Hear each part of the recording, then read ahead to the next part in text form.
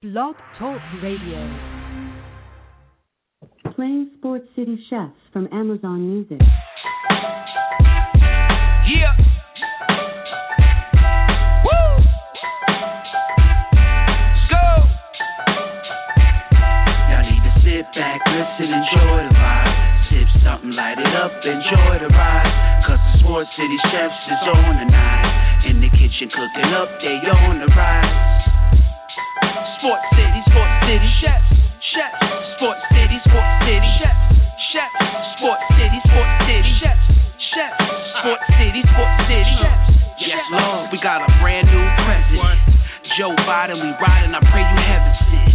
Word from the wise, my people stay ahead of. Come on, I've been relevant, trying to survive the elements. It ain't no love in these streets, these dudes telling it. Case go from cold to hot, states evidence. Kaboom, Sports City Chefs is in the room. Cooking up hot topics to put up on your spoon. They well in tune, blown like a flower in June.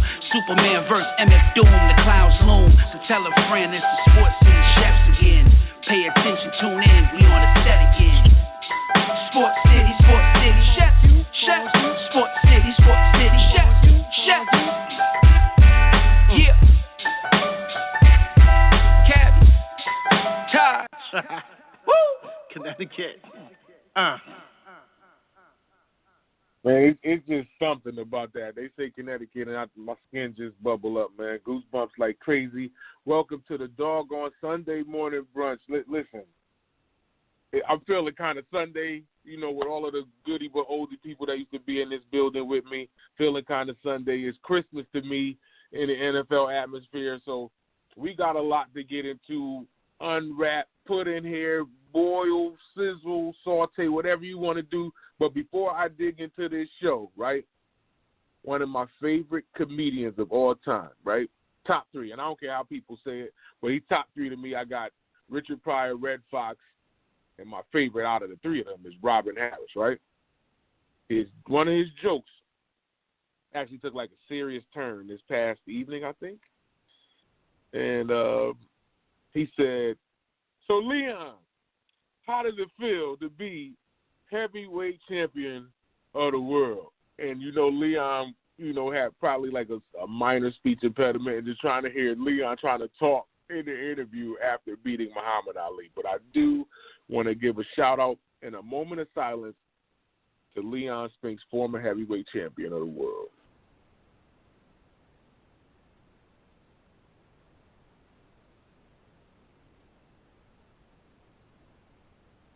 All right, Sports City, you got to get that in there, man. Got to show credit to the people that are gone and still here partying with us. I don't want to get too down because this is one of those good old days and Super Bowl frenzy and a lot of stuff that went on. And I'm not going to lie, Sports City, I'm smiling ear to ear with some news that I am going to bring to the kitchen. Some people may feel a certain way, but I don't care. I'm going to show you where I rep.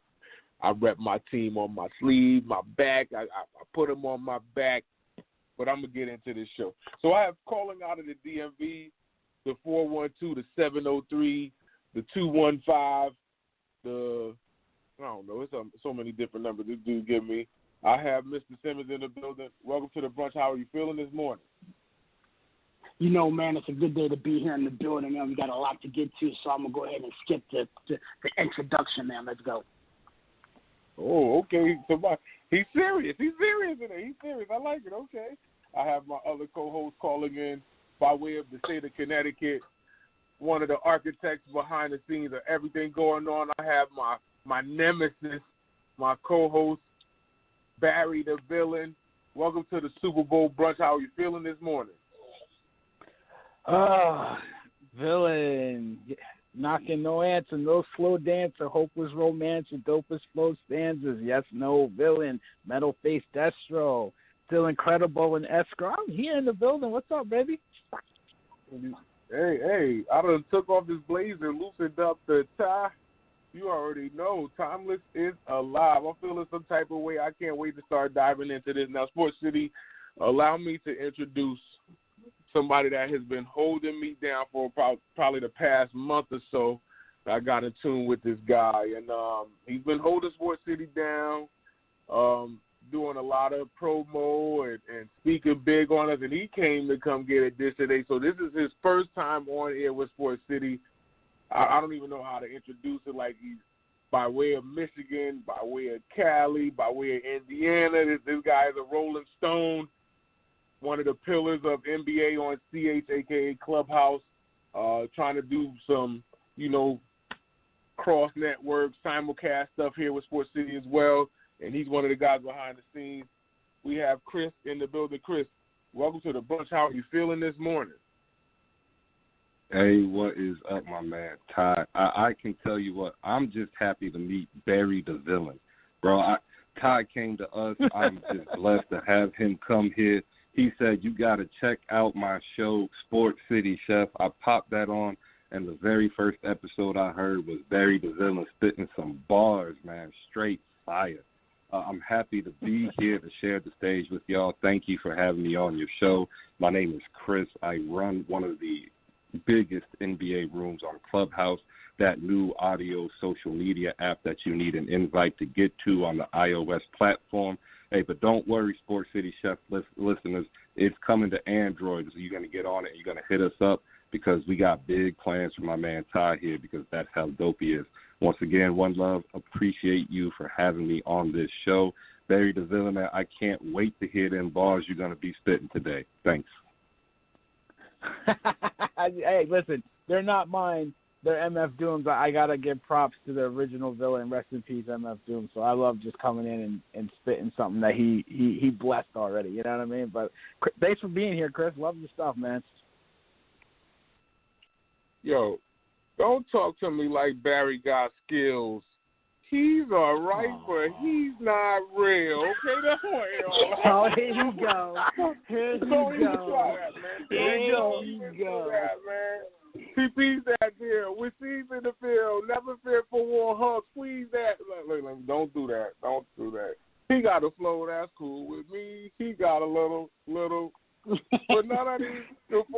I'm not gonna do it. Don't make me do it. I'll get in that bag. Don't make me go in that bag. That's a heavy bag. People don't listen. They're gonna make me act up this morning. I'm trying to chill, man. I'm trying to make sure everybody feel kind of Sunday out here.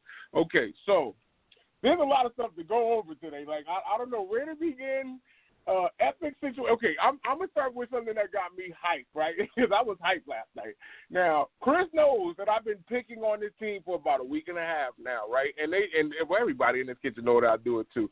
And I've been picking on Dallas, and I'm wondering if they can get their way out of this cellar right now. Because they're in the cellar, but they're working. They just beat the Warriors last night by 2, 134 to 132, right? In which Steph Curry went bananas, right? Look, if people didn't see what Steph did last night, oh, my goodness. Like this is what I feel like Steph could be capable of. I know that they are missing Clay. If they had, like, a consistent will that could give him, like, some space or, give him more point effort, like, they'd be hard to stop again. And I didn't really – I put the claim out there. I feel like their dynasty is done, of them dominating the NBA and winning championships. But the way that he came out, Steph still has that bag and buried 11 threes. And even in the middle of a transition going from one side of the court to the other, he pulled up at half court because he was feeling it so bad. He hit the shot and started shoulder shaking, shimmying on these dudes and everything. I'm like, Steph is on absolute fire. So I don't know if you guys seen the efforts of what Steph put out there, but it was him and Luka going at it. Luka had a good day too. I want to see how you guys feel about this matchup, but this was one of those must-see TV moments of highlights. You are new in the building, so I'm going to get you to go first. Chris, your thoughts on Steph's night in the middle of Texas? Man, I echo first that sentiment. I feel unfortunate in agreement that I believe the Warriors' ability to compete for championships, year in and year out is done. With that being said, we have to just give Stephen Curry all the flowers he deserves. That game was phenomenal. Everybody on those teams that play against him knows that this is what they need. He is going to shoot the ball, and they just can't stop him. It's just to show how great he is. And he carried that team and lost. playing against another star who's forced to carry their team and lost. And I just want to throw out one big stat that I don't think people are really harping on. Steph Curry and Luka Doncic together scored 99 points, my man. 99 for two players in an NBA game. Unreal. Look, the crazy part about it is Luka damn near had a 42-point triple-double, 42, 11, and 7, right? So that's the crazy part about Luka. Steph, this is ridiculous, right? This is like the type of shooter you want this to happen. 57-point score, right? He was 19 for 13 from the field, so he's over 50%. He's 11 for 19 from 3, and he, of course, his free throw shooting is ridiculous. He's 8 for 8 from the line, right? Here's the numbers that bother me. All-star, 3-time champion, Draymond Green. 2 points in 37 minutes played. He had 15 assists. I'll give him that. He also had 6 steals and 4 blocks, so he did his thing defensively. He had 7 turnovers. 7. So it's like, Steph's on fire. I want to know what's happening while you have this ball right now. Like, you made a good, decision passing the ball to, I guess this was all Steph. Like, the 15 passes you made probably all with Steph while Steph was going absolutely crazy. But it's like, give me another bucket, Draymond. You're out there. The 2 points you scored from the free throw line. Like, somebody. Wiggins had a decent day with 22 points, but y'all already know how I feel about Wiggins. He was 9 for 12 from the field also. Kelly Oubre helped out with 14, and Bazemore gave him 20 off the bench also.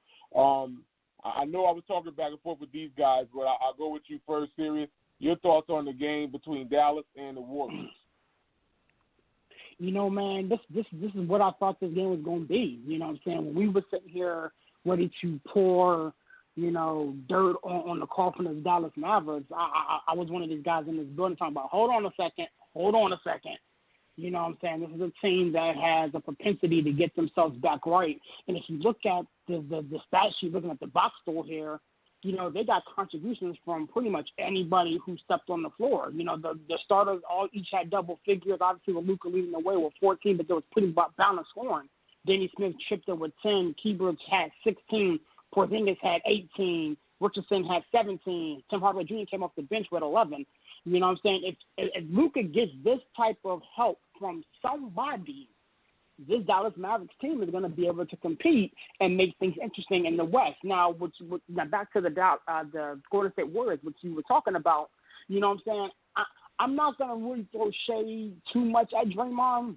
You know what I'm saying? Because, again, to play 37 minutes, to grab 6 boards, to drop 15 dimes, have 6 steals and 4 blocks, he's impacting the game in more ways than just putting the ball in the bucket. You know what I'm saying? So I will give him a pass on yesterday's game. Wiggins shipped in with 22, like you alluded to. Oubre had 14. Bazemore had 20. You know what I'm saying? But unfortunately, in these track meet shootout type of games, it's a make or miss league, and unfortunately, they missed the shot that they could have had. So I'm really not gonna, throw, dirt on the grave of Golden State or Dallas for that matter. But it was a very entertaining game.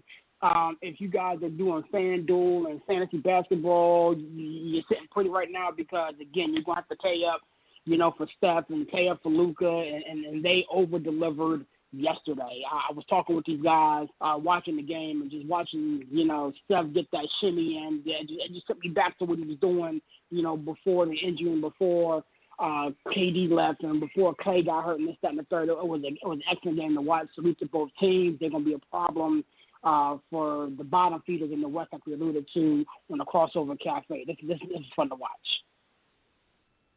Barry, your thoughts on the game, and do you feel different about Draymond's efforts? I mean, they lost by a bucket. They needed those 2 points. And I get he's 0 for 2. He only took 2 shots, but you got to give me something offensively. And I get it. I understand what Sirius trying to come from, but he has to do something. Like I know you go in this gym and work on your shot, things of that nature. Of course, he could pass the ball, and I give him a great amount of gratitude for what he's able to do dishing. But your thoughts on the game? I don't want to pull too much away from players that I'm looking at. Your thoughts on the night that Steph had also? I feel like I'm pulling away from what Steph did for us also. Yeah, I don't want to waste any flowers on Draymond Green. I want to give the roses and stuff to Luka and Steph Curry. 57 points, Luka 42, 11 assists. Those are the guys we need to talk about. Draymond, I could pull some weeds out the backyard if they start growing and throw it on him. I mean, we don't expect that guy to score. I mean, he's a defensive player. He's an anchor. You know, he's important to that team. Don't get me wrong. I'm not a big Draymond fan, but I know his importance to that team. He's the defensive guy. He's the dirty work guy. I guess you can call him an assist facilitator, even though he's not a really good passer. He's an okay passer. I mean, but their spacing and their cutting is so clean that anybody can throw passes there. But I see passes that should be picked off. I mean, let's just be 100% honest. But with that being said, I agree with Sirius. Listen, I didn't think Dallas – I thought Dallas was in trouble, but I didn't think it was over for them. Health was an issue. Getting Smith and Kluber back is a big lift for them. You know, if KP can stay healthy and be consistent, they got a chance. I'm writing a blog and about to post it in a little bit how they're one trade away. I think they need another shooter.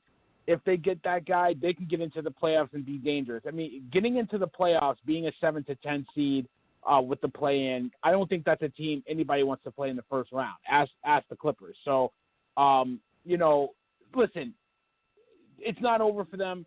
But listen, and I don't think it's over for Golden State either. You know, Steph Curry is that dude. He can get them into the playoffs, and they can be dangerous if Kelly Oubre and company makes it interesting. I think they're a trade away, too, from actually making a serious run at somebody. I know in a 7-game series, you don't want to be running after Steph Curry all game. So these are two teams you got to watch out for later in the season and in the playoffs. If they make it in, they're dangerous. Look at how crazy this is. Golden State, with the loss, they're in the 8th seed right now. And in the Western Conference, to the 11th seed, have winning records. Like, everybody is winning right now. Like, that's why I'm like, it's going to be so hard for Dallas to catch Brown, and even my Thunder have a better record than the Dallas Mavericks right now. That's why I'm worried about it right now. And I get what you're saying, Barry. Like, these guys have to, especially Porzingis. Porzingis means a ton to be the 1-2 punch. Like, and it was a game where he was just hitting 3 after 3. I'm like, if his jump shot is that wet and he could just be that guy that could test shots at the rim and be a focal point defensively, Dallas could get back on the map. And I feel like, just like you said, those two players that just came back can help this out right now. But they have an uphill battle being in the Western Conference and having to have that perfect storm of them winning and teams losing at the same time. Hell, I mean, the Pelicans even pulled off an interesting win last night, too. So it's tough in the Western Conference. I don't want to take too much away from the Mavericks, but they put themselves in this hole. And now I don't really want to blame it on the media, but you put a big bullseye on Luka and them chests because of, you know, him being the preseason MVP. Everybody's going to want to come get him. He's young and he's extremely talented, but he's got the weight of the NBA on his shoulders. He's no longer a secret. He's no longer going to be the guy that you're watching him just going to continue to dominate and win games. They're going to make him take all of those shots and take away from the rest of the team and watch them be cold, because these guys have to prove it all across the board in Dallas. Like, something that I feel Carlisle's going to have to figure out with or without the injuries that they've been dealing with thus far. But they did pull off the win last night up against Golden State.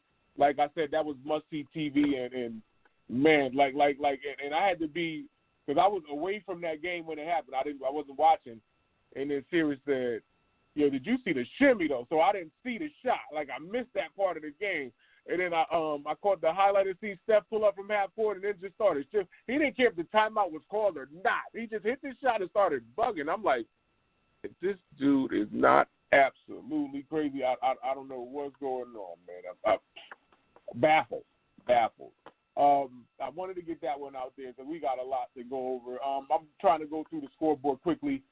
Barry's Knicks pulled off an impressive win. I'll get them impressive. They beat Portland by 11 in the Garden. Sacramento shocked the Nuggets 119-114. Jokic went off for 50. Hold on. Jokic went off for 50. And he just had a 47-point night, too, earlier this week up against Rudy Gobert. Jokic, it's tough. Like between big and big, like who's the best 5 between him and Embiid? It's like that's picking your poison. I don't know who I'd like more. Is like Embiid is you rarely gonna see a 7'3" guy that can step out and hit jump shots and have that size to dominate, and then you got Jokic that. I have to say he's athletic because he plays in the NBA, but He's a slow athletic, barely jump to get off the floor, and could kill your big man, especially what he did to Rudy Gobert, and also went into California and went crazy also. Chicago beat Orlando 118-92. Philly beat Brooklyn 124-108. That game got interesting as well, but Brooklyn couldn't keep pace with Philly down the stretch. I know Chris loves every last bit of that. Atlanta won this game up against Toronto 132-121. Milwaukee wins their matchup big over Cleveland 124-99. San Antonio goes into Houston and whoops the Rockets. They beat the Rockets 111-106. And the Thunder Really though? How we doing this morning? Wait, hold on. On the Lord's Day? On the Lord's Day? Wait, hold on. So we doing on the Lord's Day? Wait, hold on. Can I finish the scoreboard? Can I finish the scoreboard, please? The Thunder squeezed by the Wolves 120-118, and I was sweating that game because the Thunder came out blazing in the first half and then just fell asleep. And this game got interesting. They win their two-point matchup up against the Wolves. And we have New Orleans beating Memphis. Like I said, that was a good game.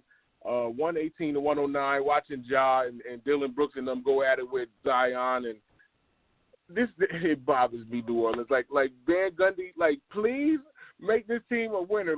I don't want to see the Pelicans out of the playoffs. I have to see Zion pass the regular season, and I feel like I'm asking for a lot.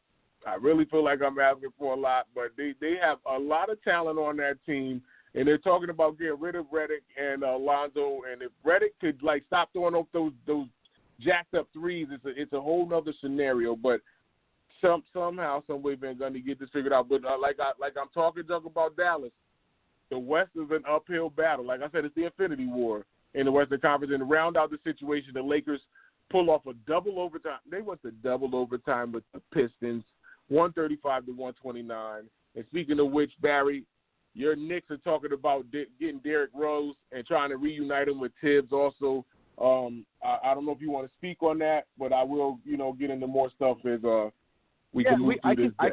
I can give you 2 seconds on that real quick. I mean, we all said Derrick Rose is going to be a hot commodity. I think trade deadline, the Knicks are in on it. I think all options are on the table. They can absorb his contract. They don't have to give up a player. But I think they do have to give up a player to get him on the roster. Clippers are in the mix, too. I don't know if they have enough assets to get him because I'm pretty sure Detroit's going to want a draft pick. But really, the thing to note is that both sides really want this deal to get done. Rose wants to trade, and the Pistons want to give him a trade and move on. So I think in the next couple of days you'll see something happen.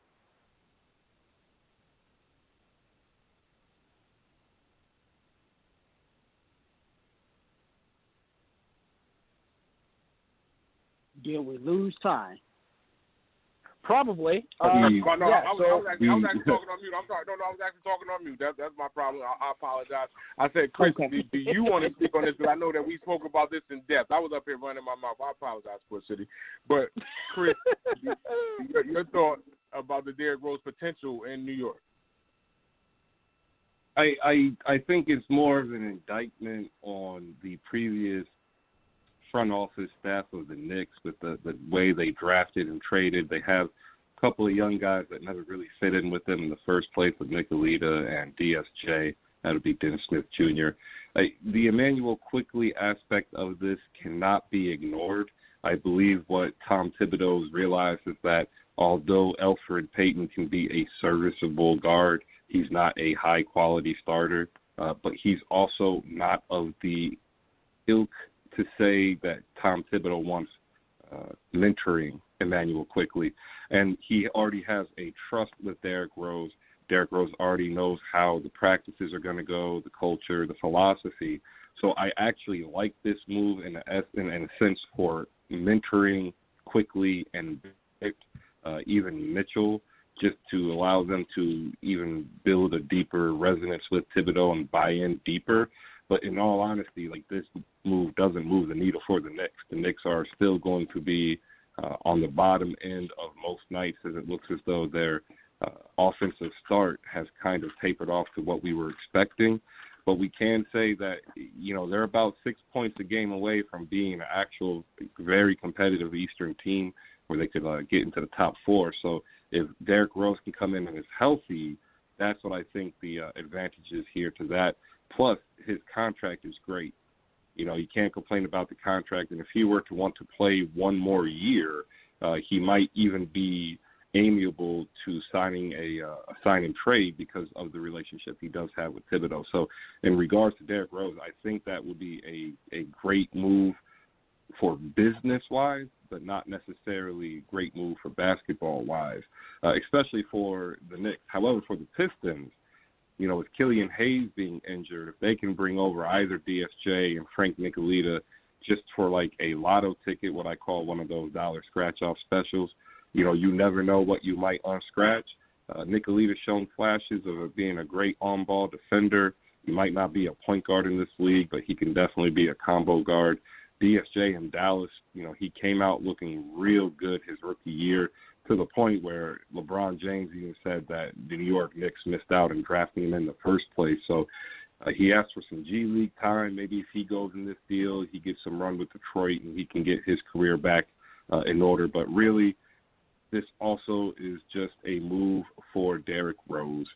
We all have love for Derrick Rose. We all have that what if about Derrick Rose, even if we're not a Bulls fan. And this could be simply that Derrick Rose is asking to go somewhere that is a bit more competitive. He's been out since the 30th of January on personal days. So this could just be Detroit treating a veteran a way the veteran should be treated, if you understand what I mean. Definitely.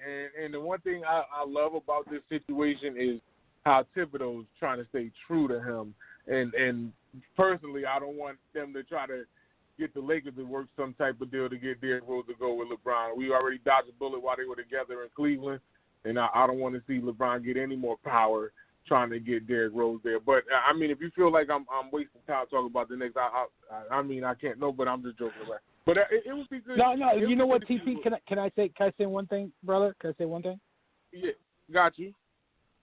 Yeah. So I mean, listen, I think you're understating how important this trade could be for the Knicks. I think the Knicks are a better team than you're giving credit for. I think Frank Ntilikina is not playing.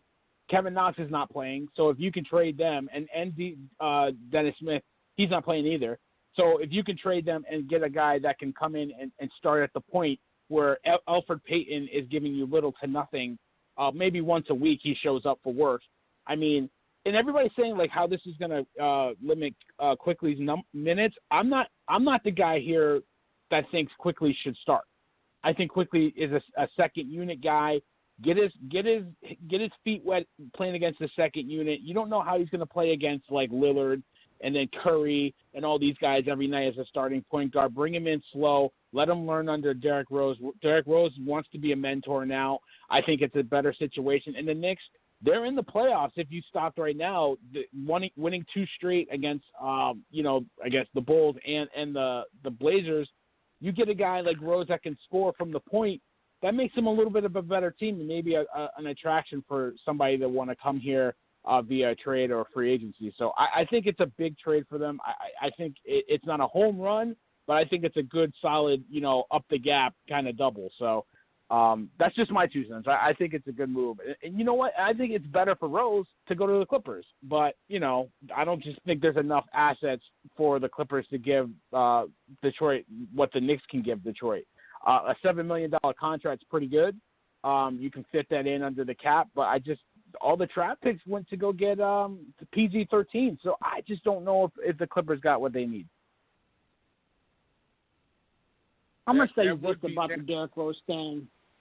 Honestly, when there's a will, there's a way. And I was one of the guys who kind of, was just following this thing. In my opinion, the Clippers would be good for Derrick Rose, but Thomas is going to hate me. I honestly see him either going to the Knicks or to the Lakers. I really do, because from a basketball sense, it makes the most sense for me. Obviously you reconnect with Tom Thibodeau and you try to recapture the little bit of success that they had done in Chicago. But let's call a spade a spade. The New York Knicks are not competing for any type of championship anytime soon. If you're Derrick Agreed. Rose, you know what I'm saying? If you're Derrick Rose, you try to get to a place where you can get the one thing that's eluded you, and that's a shot at a championship. And you know what I'm saying? You can come off the bench, or you can go to LA and kind of start at the point guard position, you know what I'm saying, and kind of build your career and build yourself back up that way. I don't see the Clippers, like what everybody alluded to, due to the assets and stuff that they, you know, will have to give up and, you know, money-wise. But at the end of the day, it's either going to be the Knicks or the Lakers. And I'm leaning more towards the Lakers just because he's going to want a chance to win a championship. Yeah, and I feel like that's the only thing that, you know, completes the situation of what Derrick Rose was able to bring to the NBA. I guess since we are talking Knicks talk, the board is lit up with New Yorkers. So calling in from the 917 area code, Dave, welcome to the brunch. How are you feeling this morning? Yo, good morning, fellas. Happy Super Bowl Sunday. Yo, I wanted to talk about that, what you're just talking about with the Knicks. I'm so happy that we beat Portland. Oh, my God, so beautiful. It was just like Barry touched on it 2 days in a row. But just like the villain said, if we could trade Knox, DSJ, I mean, by all means. I don't know how dumb the Pistons are that they would take our bench fighters like that.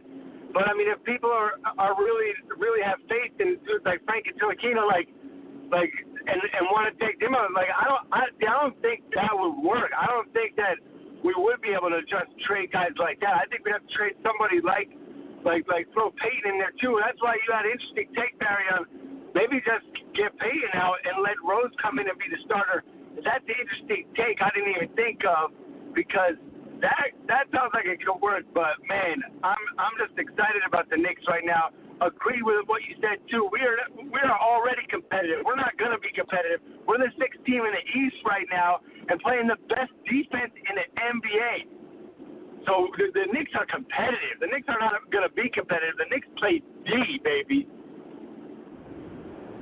And I think that's what Thibodeau brings to that team, is that defensive prowess. But I want to see if they can stay in this top 8. Like, I know that the consistency has to remain there for the Knicks to be at the end of the season in the top 8. And right now they do have a losing record. They're sitting at the bottom of the 8, but they're ahead of some teams that I feel like can jump into this conversation. The Raptors are at 8. Charlotte's playing good ball at 10 and 13. They basically have similar records. Cleveland was another team that we threw in the hat too. I don't know if the Bulls have it in their tank to jump into this conversation. And if I'm really bottom feeding, I don't know if Russ and Bill put this together as much as possible to try to string some wins together. But they had a big win up against Brooklyn. I'm wondering if they could, but I doubt it. I feel like the damage is already done, and this may be a question mark around Scotty Brooks as we look forward into the season. I do have another New York Knicks fan and New Yorker in the building. I have Ron in the building. Welcome to the brunch. How are you feeling this morning? Good morning, and congratulations to the chef on your new adventures. So I'm showing support, and as usual, with the snowfall come down in February, Super Bowl weekend, and the fact that Knicks is on, there's no laugh track with the Knicks right now. But I got to bring some reality. So we're going to go, after Derrick Rose went AWOL last time, we're going to bring him back. Look, calm down. And then we talk about teams who should be in the top 8. Keep in mind the Heat is going to put together wins once, because Butler's healthy now. So the Knicks, yes, the Knicks are playing defense, but they also got the lowest offense in the league, okay? Yes, they beat the Blazers last night with Leonard, with David Lillard limping, and now they up at the 1 o'clock. And I like the NBA right now. Keep the Knicks off prime time. Let them play at 1 o'clock. And only real Knicks fans should watch. Don't put no more prime time. Under the radar, Ron. Yes, keep them at 1 o'clock.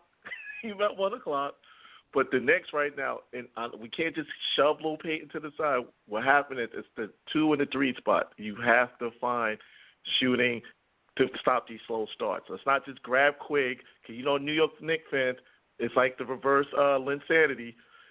Do I got to bring back a post from back then? Oh, get rid of Melo and build through Lynn and Steve Novak. Knicks fans jump out the windows at times. And I got to reel pause. I screenshotted some of them texts 8 years ago. Trey Mello and Bill through Novak and Lynn and Jeremy Lin. Let's just keep Quigg getting stronger, coming off the bench, because you need that, number one, because the lack of scoring off the wing sometimes. So right now, if the only way you bring in Rose, if you bring back another Nick who the Knicks just shunned away, who can shoot, Ellington. So if you talk about Knox, second-round pick, and Dennis Smith Jr., or even, and you want to bring Rose with Ellington, the Knicks have to get another shooter in the starting line to help. I don't know about jumping out there, calling Houston for Victor Oladipo. Just stay the plan. Don't go down and get broken down parts with crazy salaries and wind up in the Knicks haven't been making those type of moves the last 2 years. So just stay the course. If you get to the 7-8 seed, that's fine. But as of right now, they have to get some scoring in the scoring lineup. Once they start game plan for Quigg, as they doing, you saw Portland started doing. They don't play defense. They started trapping Quigg off the dribble, making him give up the ball. So he has to go through another adjustment. You just don't want to throw him in the starting lineup. But I'm glad the Knicks is trending without some laugh tracks. But let's not go out and Gil. Don't bring back Melo. Don't bring back Rose. Okay. Don't go out there and trade Houston and bring John Wall with his $40 million deal with his – no. Let's just stay the course. And keep room for the Mavs to keep losing, by the way. We need the Mavericks to keep – They pulled out one last Exactly. night against the Chef dropping 57. And Golden State, they got two guys who are the same, Wiggins or Ogletree. And for Chef to drop 57 and lose by 2 points, that's how he would have looked if he was the number one pick without Klay Thompson and all these guys. So he's getting what life will be like without Klay and when you overachieve. If he would have came out the number one pick, that's what his stats would have been looking like, what you saw last night, dropping 50 and can't pull out wins.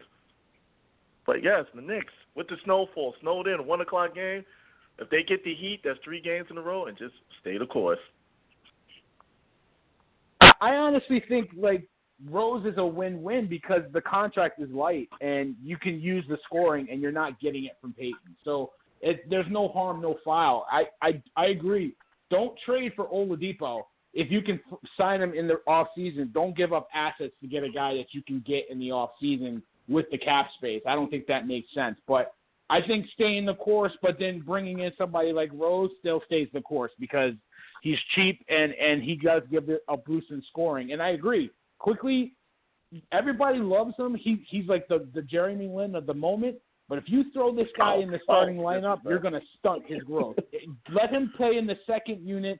Let him get valuable minutes in the fourth quarter because that's what counts. Fourth quarter minutes, not the first 6 minutes of the ball game coming in as a starter. Who cares about that? He's playing in the fourth quarter, making shots, making good decisions. That's where you need him. So, and I love your article. I love the article you wrote. I love your take on it. But I have to disagree just because I think when you're talking about one of the best players in the draft, the steal of the draft, this guy is one of the best players on the team, and he's steady on the rise. And he came in Kentucky as not a starter. He fought with one of the best coaches in college basketball, got himself to become a starter, got himself to be a first-round pick, and now is getting himself to be the steal of the draft. Could be, considered for Rookie of the Year by the time the season's done if he got in the starting lineup. And the thing is, he's not going to be considered for Rookie of the Year not as a starter. So I think he deserves that type of attention. He deserves that type of recognition and that award, if possible. He deserves a shot at it. I just don't think he's ready. I gotta pump those brakes. I just don't think he's ready to go against the starting point guards in the league. Go ahead, TP. Wait, no. I want all of you to go. I want Barry to go, and I want Chris to go, too. I do have another caller in queue that's been waiting patiently. Hold on. You see, Dave, you just lifted the lid off on one of these pots. Now it's going crazy with these New York fans. I'm telling you, Knicks talk this Sports City. I live out here. This is what gets under my skin. When we talk New York sports, this is exactly what I go do. That's why I only like the Rangers out here. I don't like nothing else New York, nothing. Calling out of the 770 area code, I have a new brother of mine in arms, Deshaun, welcome to the brunch. How are you feeling this morning? I know something got you feeling kind of Sunday so far. Man, first of all, I appreciate you for sharing this space and giving me an opportunity to get on your platform for just a second. The whole New York thing and all that. Listen, that way isn't working. Okay, as soon as you start seeing a little bit of optimism and things look like they're trending in the right direction a little bit, where you start getting some young guys, you got your Knox and you got your Mitchell Robinsons and you got your Quickleys, like. Be quiet for just a second and let it play out, because sometimes I get the feeling that once good things start happening and you start talking, then they don't go as well, and then we got to go all the way back to 1973 again. So, like, just let it play out. Trust me, I'm a Lions fan, so, like, I know how this works. When you start feeling good, sometimes you got to be quiet and let it do its thing. You're a chef. No Lions fan feels sometimes good. you have to simmer. Hey, Yo, chef, watch him up. Chef, when you cooking, do you turn your eye all the way up on high when you cook? No, you got to let it slow cook. That's where you get the value. I don't want to get into that, so I just did have a couple questions for you. I did want to get your overall look or thoughts, that is, on a couple things. One of them being, when it comes to the Philadelphia 76ers, how long do you let this thing play out with these guys until you eventually just blow this up? Like, what is the expectations this year? Like, if they don't get to blank by this point, then we have to blow this up. That's number one. The other thing Deshaun, wait. Hold on, right? Because they got questions. I got Barry and Chris. They want something to say. I know. Oh, my bad. I didn't know how we was working. I didn't know how we was working the room. That's my bad. Great. No, it's fine. It's great. Plus, it's Eastern Conference, so it goes right in line with everything. Like I can answer that quickly, but I know other people may feel differently to me. I'm going to do it quick. Now, I keep it there, but I don't want to take away from what Barry and Chris wanted to say toward Dave, and I think Ron wanted to say something toward Dave with what he said about Quickly and the Knicks. I think that the Sixers have to give this one more season because Doc Rivers just got there. And Ben Simmons has to prove that he can do something this year or within the next season with Doc Rivers, just to be fair, because he just got there. I don't think this is a championship or bust season for the Sixers because they just got a new leader.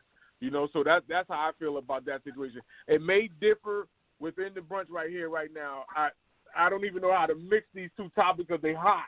They're hot right now. But I know Chris, Barry, and Ron wanted to say something before we dig into that. I'll come to you first, Barry. I think Barry, you were talking. No problem, Barry. But your topic, and then I'll go to Chris and Ron. Yeah. So with Dave, just real quick on Quickly, I just honestly don't. I love him. I think he's great, but I agree with everybody. Like, we gotta slow down. Like, we can't. We always get juiced up because we have nothing to get juiced up for in New York. We see a young kid, we want to throw him out there to the wolves. Let this kid grow. Let this kid play. I don't see this guy going up against, like I said, Curry, Lillard, Westbrook, like the beast at the point guard position every night for 20, 30, 40 minutes. I don't see it happening right now. So we got to chill on that. But listen, with Philadelphia, you listen, just because Simmons can't shoot doesn't mean he's not an elite player in this league. This guy is one of the better on-the-ball defenders. He's a great passer. He's a matchup nightmare for a lot of people.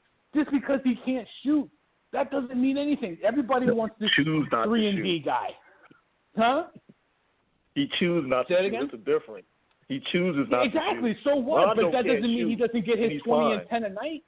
He doesn't get 20 and 10 a night. He's not. Now he's putting up magic numbers before he got the three. Now he's looking at – you can't do that now. Have you seen some of the way they back up off him? Yeah, so what? That's because he can't shoot a three. That doesn't mean he's not a good player in this league. That doesn't mean he's not a great on-ball defender. Huh? Right now, in his past 10 games, he's averaging 15 points, 8 assists, 2 steals, a block, 7 rebounds, and 60% shooting from the floor. And they're winning games. They're winning games. So what? He's a great player. That don't matter in the regular season because we seen what happened in the postseason. We get on the creep freak of Milwaukee and look how they back them off. So for me, Yeah, but he's 24 and he picked up the game just 8 years ago. It's untenable, guys. Like, give him the time, 4 to 6 years to develop. Okay. Give him the 2 years with Doc, and he will be a liability in the playoffs. You can book it. Wait, why is he a liability? Because he can defend. We've seen it. Because he can distribute. He can rebound. He's a matchup nightmare for most guards. No, he's a nightmare for Embiid because he gets in Embiid's way. That's the problem. See, Doc is making this work by making Embiid get on the block now. But before, that's where he belongs. That's where Embiid belongs. He's not. That's a big. That's a 5 back to the basket nightmare. Huh? Okay. We'll see how this works out. See, the real MVP of this is Morey, the GM, who went out and got shooters. That's the real MVP of this. He went out and got Curry. He went out and got shooters. Exactly. So Simmons could distribute. That's fine. But in the end, if these guys back off Simmons, some of these, the space they give him is ridiculous. They're waiting for him at the free throw line while he's still at half court. That's ridiculous. Like, come on. You can't. He's got to put pressure. Just because he can't shoot doesn't mean he's not a great player. I think he chooses not to shoot. He's being. And I agree with you. He chooses not to shoot. He only shoots when Kylie Jenner's involved. You talk about Kylie Little Jenner, that's the only time he gets aggressive and wants to start putting up numbers. No women, no children. Don't do that. Got to put one of these Kardashians in Philly to get him started. That's about it. But other than that, no, that'll mess. You get a Kardashian, it'll mess your career up. You better ask Miles Austin, Chris Humphries, Kanye West. Look, Kanye about to get a divorce too. Don't mess. Listen. Don't even get me started. If Booker better cut it out. Luckily, he got Chris Paul to keep him. We ain't forget about that Suns bubble porno jump off. We ain't forget about that. But I'm gonna keep hush because it's the regular season. Have Dave, y'all? I heard you. Oh, go ahead. Have y'all seen the Gonzalez twins? Yeah. Are y'all familiar with? Yeah. I thought he may have been dating one of them. Maybe it wasn't him. I get them mixed up sometimes with the Kardashians. Maybe that's Aaron Gordon I'm thinking of. But I do want to ask the gentleman real quick who was advocating for Ben Simmons and the Philadelphia 76ers. Okay, and it's a layer of questions here maybe, and I'm going to try and be brief if I can. Okay, is this all but a lock for, and this might be a little early to say, at least the expectations? Like, what are the expectations for this team? And I think that's where it starts first because I'm talking about realistic expectations for this team. Like, obviously most people are going to say, the finals and this and that. Like, is realistic Eastern Conference Finals all but a lock in where they should be at the end of this season? I mean, is it fair? Because you think about is it fair if you think about all of the teams in the Eastern Conference? There are teams that they got to worry about. It's Boston. They're in there. Philly. You got Brooklyn now. You got Milwaukee. That's inches away from that. So it's like, but I feel that. But because this team, before we started mentioning any of those other teams, and I understand we can't dismiss them because they made moves during the off seasons, the last few of them, and so forth. But like this was a rebuild and embrace the process. It was no rebuild. So they got hurt when Kawhi hit that shot on in Game 7. At that particular time, see what happened is with Philly is they think the fear is the window's closing. That's why they brought in the GM Morey from Houston. I'm talking about it was a rebuild. I'm talking about it was a rebuild when they started going to get these particular guys. When they went and got the Simmons, when they got the Fultz, and when they right. So look at the talent I need to push back on the Morey aspect. Morey went to Philadelphia because Morey, as an analytics guy, realized that they were one of the only teams positioned for a multi-year run deep into the playoffs. They have two top 10 players that they position in Ben Simmons and Embiid, and he believes he can build around them to make them consistent, competitive. But look at the talent that's why he went. 2 years ago, they had Butler, Tobias Harris. Don't look at the talent he had. Look at the talent that he's going into. Isaiah Joe hasn't even played because Shake Milton and Tyrese Maxey off the bench can put up 14 or 15 points a game. Seth hasn't even got his legs back from COVID.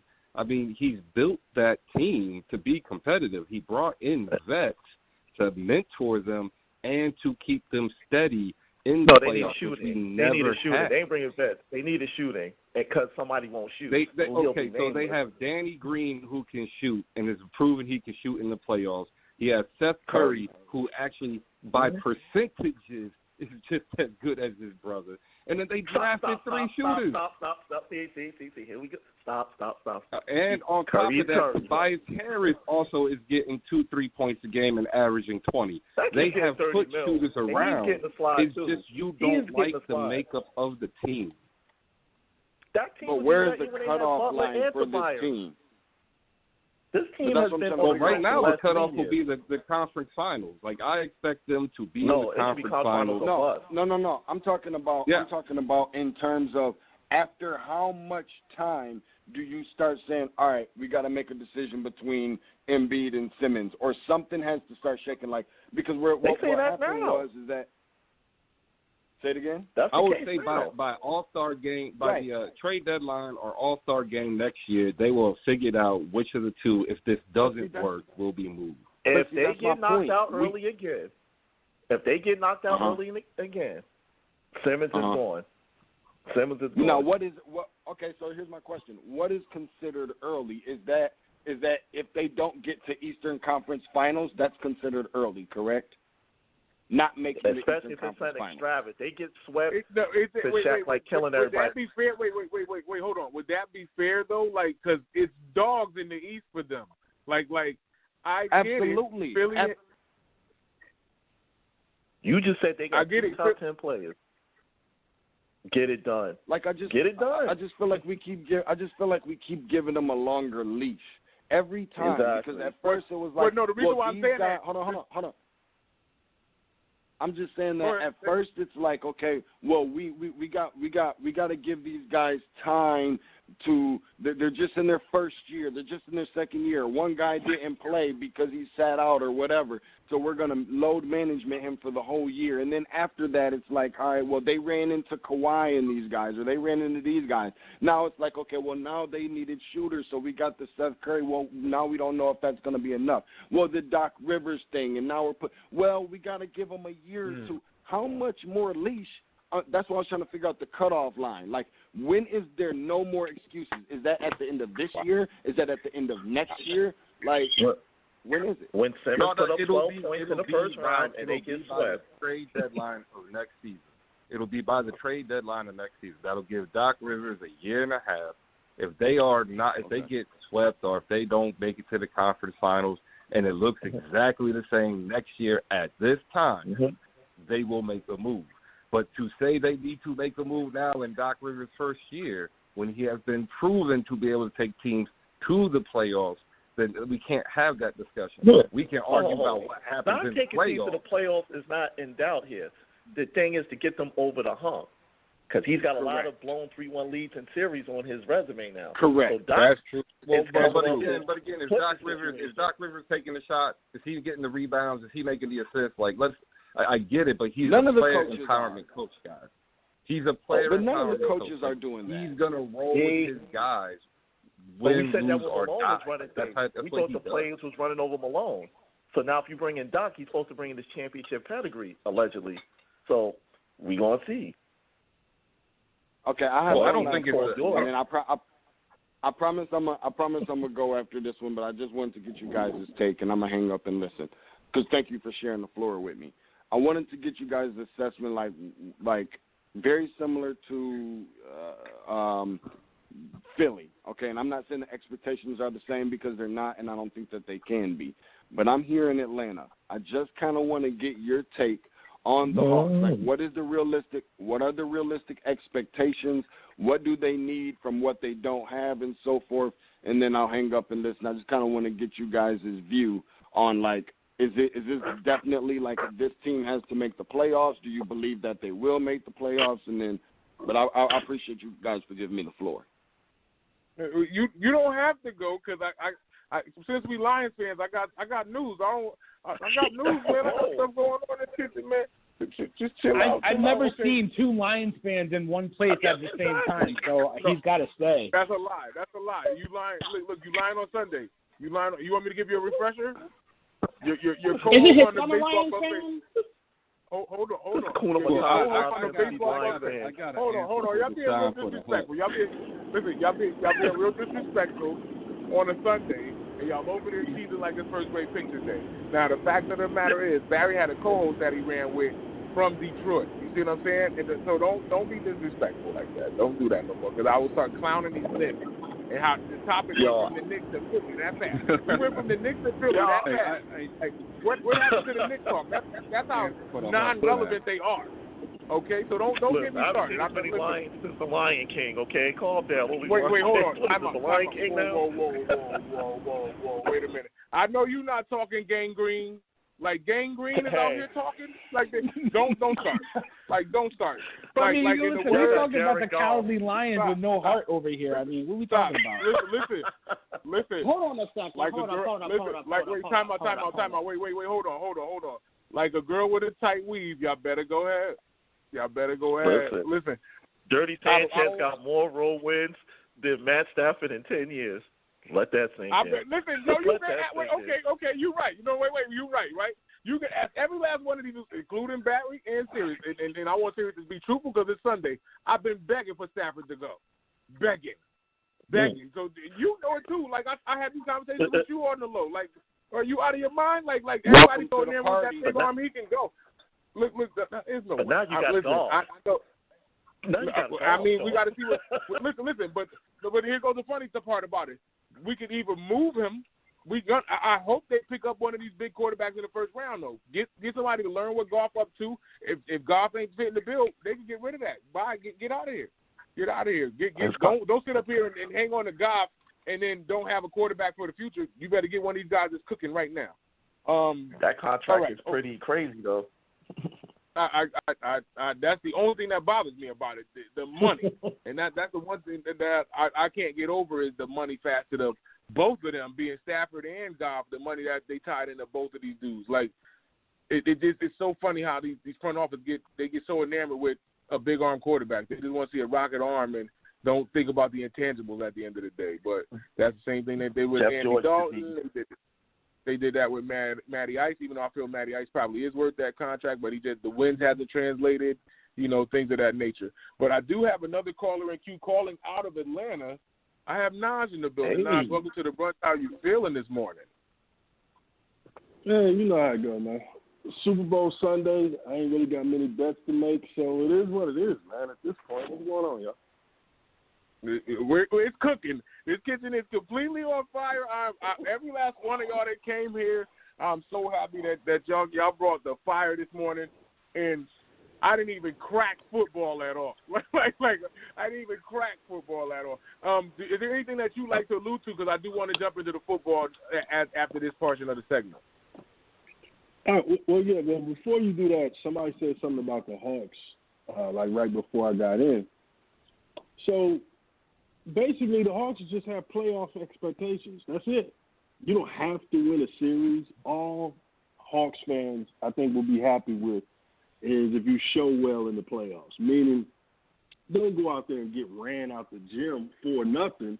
But if you go out there and we see a nice little 6-game competitive series, people see growth, I think people will be fine with that. That's what the roster is built for. I don't think expectations should go beyond that.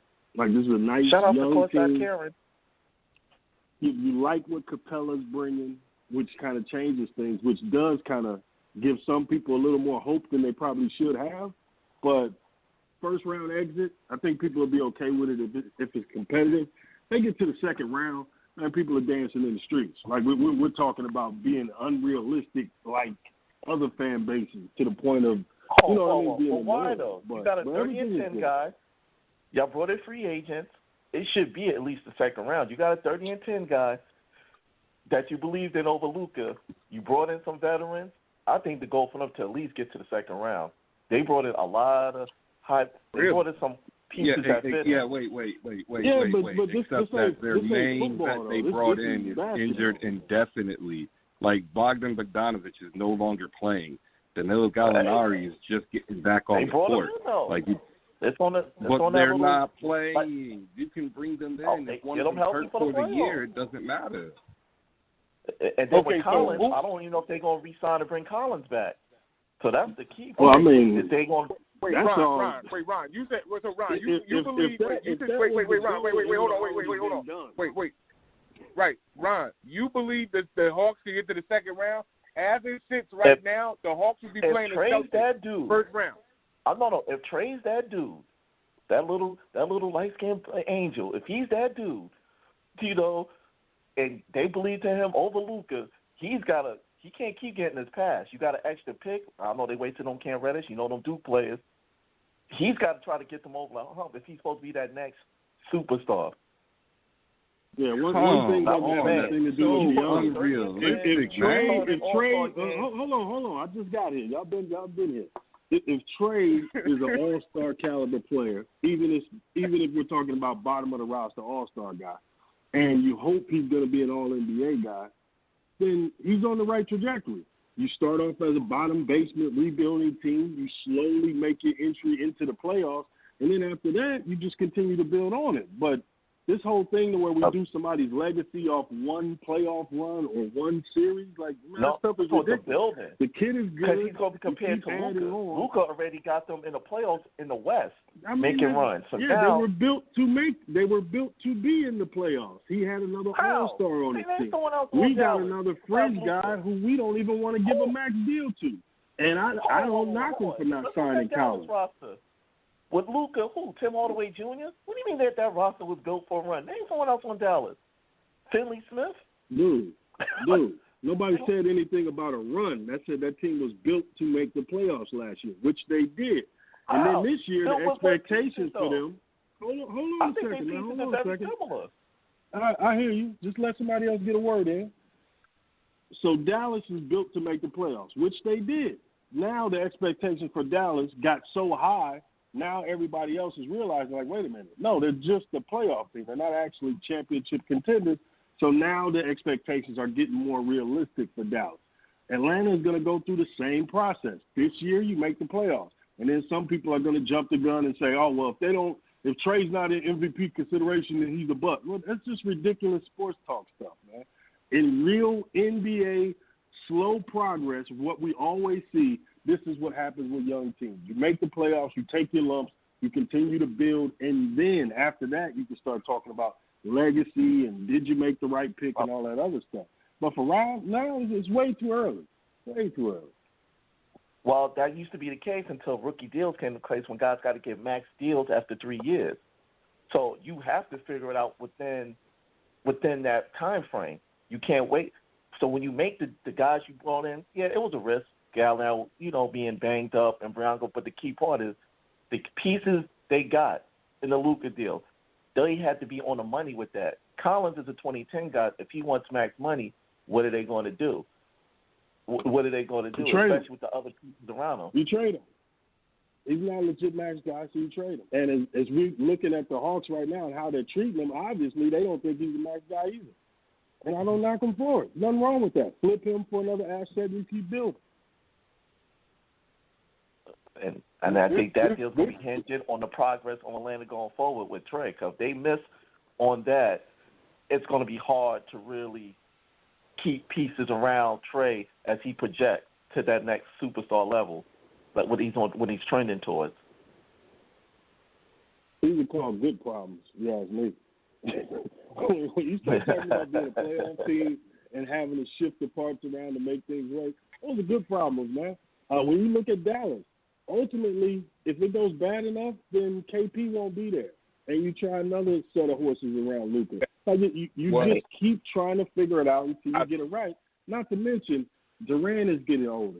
LeBron is getting older. These guys are the next generation, and they've got a long career ahead of them, and there's no reason to start getting antsy and making ridiculous moves to set yourself back when you're going to be the next guard. You're going to be the one to get the baton passed to you. Now, is the baton staying in Atlanta? What's going to happen if Trae Young start getting unhappy or one out in Atlanta? That's the NBA we live in now. Folks get unhappy. They figure they got to move. In fact, Brooklyn has Durant, Harden, and Kyrie, all within 1 year. I would like to get in real quick on Atlanta. I have a family commitment, and first I want to thank my brother Tymeless Ty. Man, I've had a blast. I wish I could stay for the full hour. Barry, man, you are dope. I can't wait to hear you some more. I have a family commitment being Super Bowl Sunday, so I'm going to slide my pick in real quick. I'm going to pick Kansas City. But with the Hawks, the problem with the Hawks is that they thought they were ready before they were ready, and they made the free agent signings as if they were ready. They were 1 year too early. However, Bogdan Bogdanović was the key to the Atlanta Hawks opening up the season on a torrid pace of 128 points per game. Like, they were leading the NBA, and then he went down indefinitely and will probably miss the remainder of the year. And then they lost 2 weeks of Danilo Gallinari. Onyeka Okongwu, their rookie, was out. Rajon Rondo was out, to the point where they had to guarantee Solomon Hill's 1 year, $2.7 million contract. So if you're banking on Solomon Hill being your second or third guy off the bench, then yeah, you're going to struggle. Add in DeAndre Hunter's injury and the fact that John Collins is unwilling to accept his new role in the offense. Like, all Atlanta needs to do is float water and make it to the playoffs, and they will be fine. But they're going to have to address it into the offseason. And I can't wait to come back on Sports City Chefs and we can hash that up and kick it back and forth, because this is a great, great show. I want to thank everybody for having me. Ty, man, I love you, bro. This was dope. Thank you very much.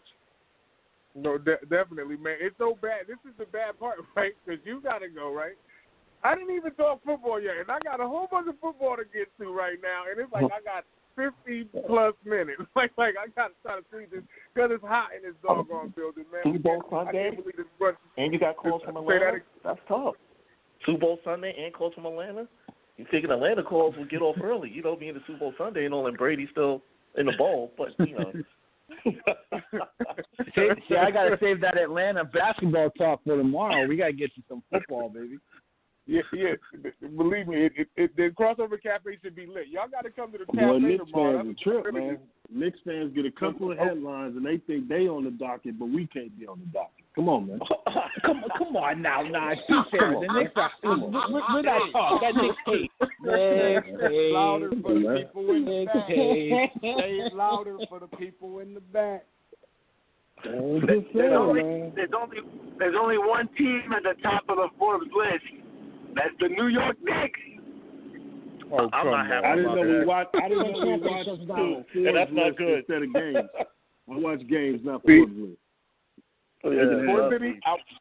Sports City, I want to allow y'all to see how things were going on in my life talking sports, because I had to be in this tri-state area, New England area, having to either deal with all New York talk or Red Sox or the Patriots as of late, you know, with 2000 and Brady and stuff. So this is what you get. What you see is what you get. Now, I have to get to football, y'all, because Round Ball just carried out my whole first hour, and I had so much stuff to jump into.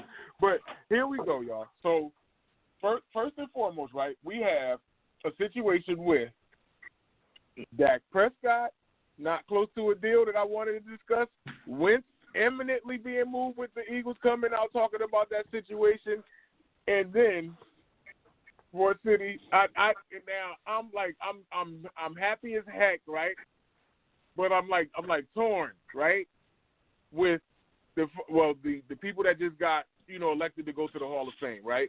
And you got Peyton, you got Charles Woodson as the bigger names notable, but I'm happy because of a guy that I've seen his entire career. I met personally the guy out of Georgia, Tyrone, Georgia, out there. You know what I'm saying? So, like, just watching Megatron be a first-ballot Hall of Fame receiver. Now, this is why I'm torn, right?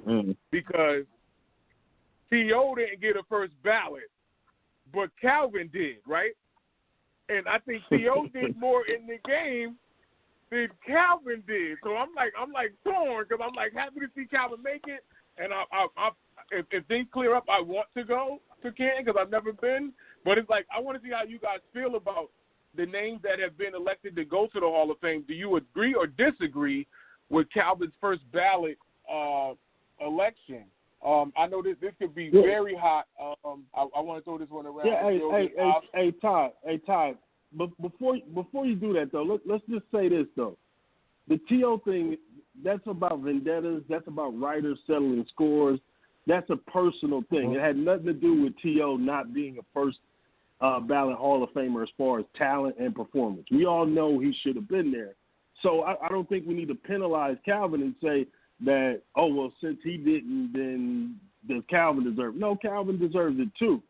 So we don't correct a wrong by, you know what I'm saying, by doing it to somebody else. No, they both should have been in their first ballot. Those are that's the talent that they showed, and that's where they should have been. The conversation should be on how do we address writers who hold grudges against players and use that in the players' career ending to tarnish their legacy. Like, that's some petty stuff to do. But they did that to T.O. I thought they would do it to Randy, but, yeah, they did it to T.O., and that's the part that needs to be addressed. But, man, both of those dudes, first ballot all day. Naj brings up a great point. Hang on one sec. Naj brings up a great point because we wanted to allude to that last week or the week before with the Baseball Hall of Fame, how nobody got in. And it's because these writers who I said it on another show, like, listen, their pockets got fat just like everybody else's did when with the whole steroid era. And now they're penalizing these guys by not letting them get into the Hall of Fame. So letting these guys, these writers, dictate the Hall of Fame is a joke. But we all know Megatron is a first ballot. T.O. was a first ballot. There's no question about it. And it was all vendetta. Listen, everybody that got in deserved it. Alan Faneca, Peyton, Charles Woodson, one of the greatest DBs ever played. The guy that I talked about on my blog that I posted today is Drew Pearson. This guy was an all-decade 1970s receiver. Listen, the stats don't bear out because, now the stats are so crazy, but this guy was one of the best receivers, if not the best receiver, when he had to retire from a car accident, that liver injury. And the fact that he had to wait this long to get into the Hall of Fame was disgusting. So I want to give this guy his roses. He deserved to be in here. Congratulations to Drew Pearson, the original number 88. Thanks. When I piggyback that, when you talk about guys like Pearson in that era, it wasn't about big numbers, too. If you played big in big games, and Drew definitely in that decade, anytime the Cowboys had a big comeback or in a big game, he was right in the middle. It's no different than the Steelers. It's no different than the Steelers. You don't look at Lynn Swann numbers, he don't have 100 catches. No, you look at Super Bowl 10 catch over the Cowboys down the sideline, or him being carried off in that Raiders game. So that gridiron era was different. If you was a big name and you played in big games, that solidified your place. Now, as far as Megatron, I'm a little conflicted because when it comes to Megatron, I don't have a big Megatron moment. I've been saying that for 20 years, except for the no touchdown catch against the Bears. Other than that, I feel he gets the Barry Sanders. I'm just saying, he did. When I look at Barry Sanders and when I look at Megatron, there's some Barry Sanders moments that's no question, and he got them consistently to the playoffs. But that's just when I look at Megatron. Calvin don't have no standout moments? Are you serious? What? Tell me. Well, he has those regular season games, but he's never had that signature game in the playoffs. That's the only Cowboys. What are you talking about? Yeah, but that's a weird criteria, though, too. It's a weird criteria when you're asking when I look in the at ultimate Larry team game to say, for example, hold on, hear me out. For example, Larry Fitzgerald, that playoff run he had with a washed-up Kurt Warner to get to that Super Bowl and had that big play in the Super Bowl, that stands out. When I look at Megatron, it's like, all right, he had the most yards in one game in the year. They won, 2 games? Like, there's a lot of fluff numbers, and yes, he was that physically, he's bigger than Randy, but he don't have them signature moments. Randy Moss, Thanksgiving rookie year, 3 touchdowns, 150 yards, 3 catches. Like, there's certain guys that have pivotal moments. You're like, damn, Megatron never did that for me. I'm sorry. He just that's just what it is. Yeah, see, take away his Hall of Fame vote, because now he want to set his own criteria and take away. When I talk about Megatron moment, it's like, there's no big Megatron moment games for me. I've never seen. He's never came on the big game. All right, well, let's put it like this. How do you measure him up against the rest of the receivers' performance? What do his peers say about him? what did we see when you throw on the tape when you watch Calvin Johnson, regardless of who the quarterback was? That's all I'm saying. Like, we can't say that because Stafford was the number one pick. When we got the Lions to 10 games consistently into the playoffs, that's when they got Dominic and Sue and all them guys. Megatron, didn't he check out early before that playoff run anyway? Was he part of that squad when they was getting to the playoffs and winning 10 games?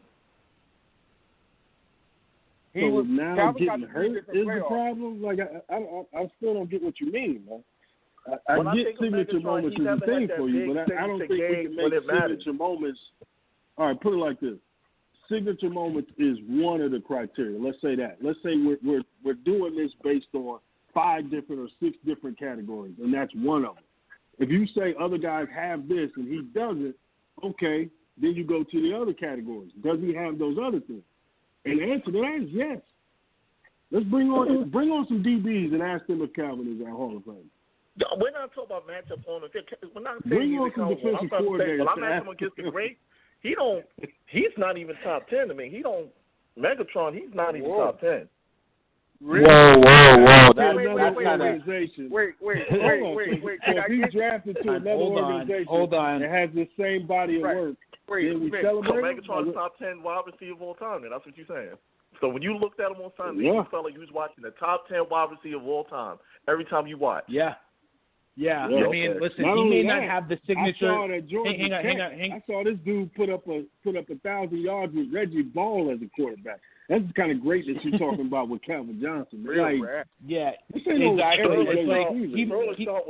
may not have the signature moment in the playoffs. At quarterback, okay?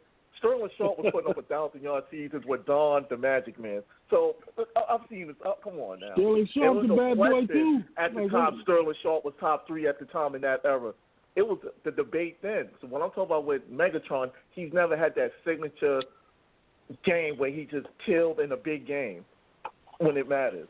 Because that's because his team was never in a big game. You can't discredit him because his team never got into the playoffs. He's still a great receiver. I mean, Steve Largent's one of the great receivers of all time. Does he have a signature playoff moment? Does Steve Largent have a signature playoff moment? Huh? I ain't say Steve Largent was top 10, but you look at Fitzgerald. Oh God. Okay. All right. Next question. Next question. Next question.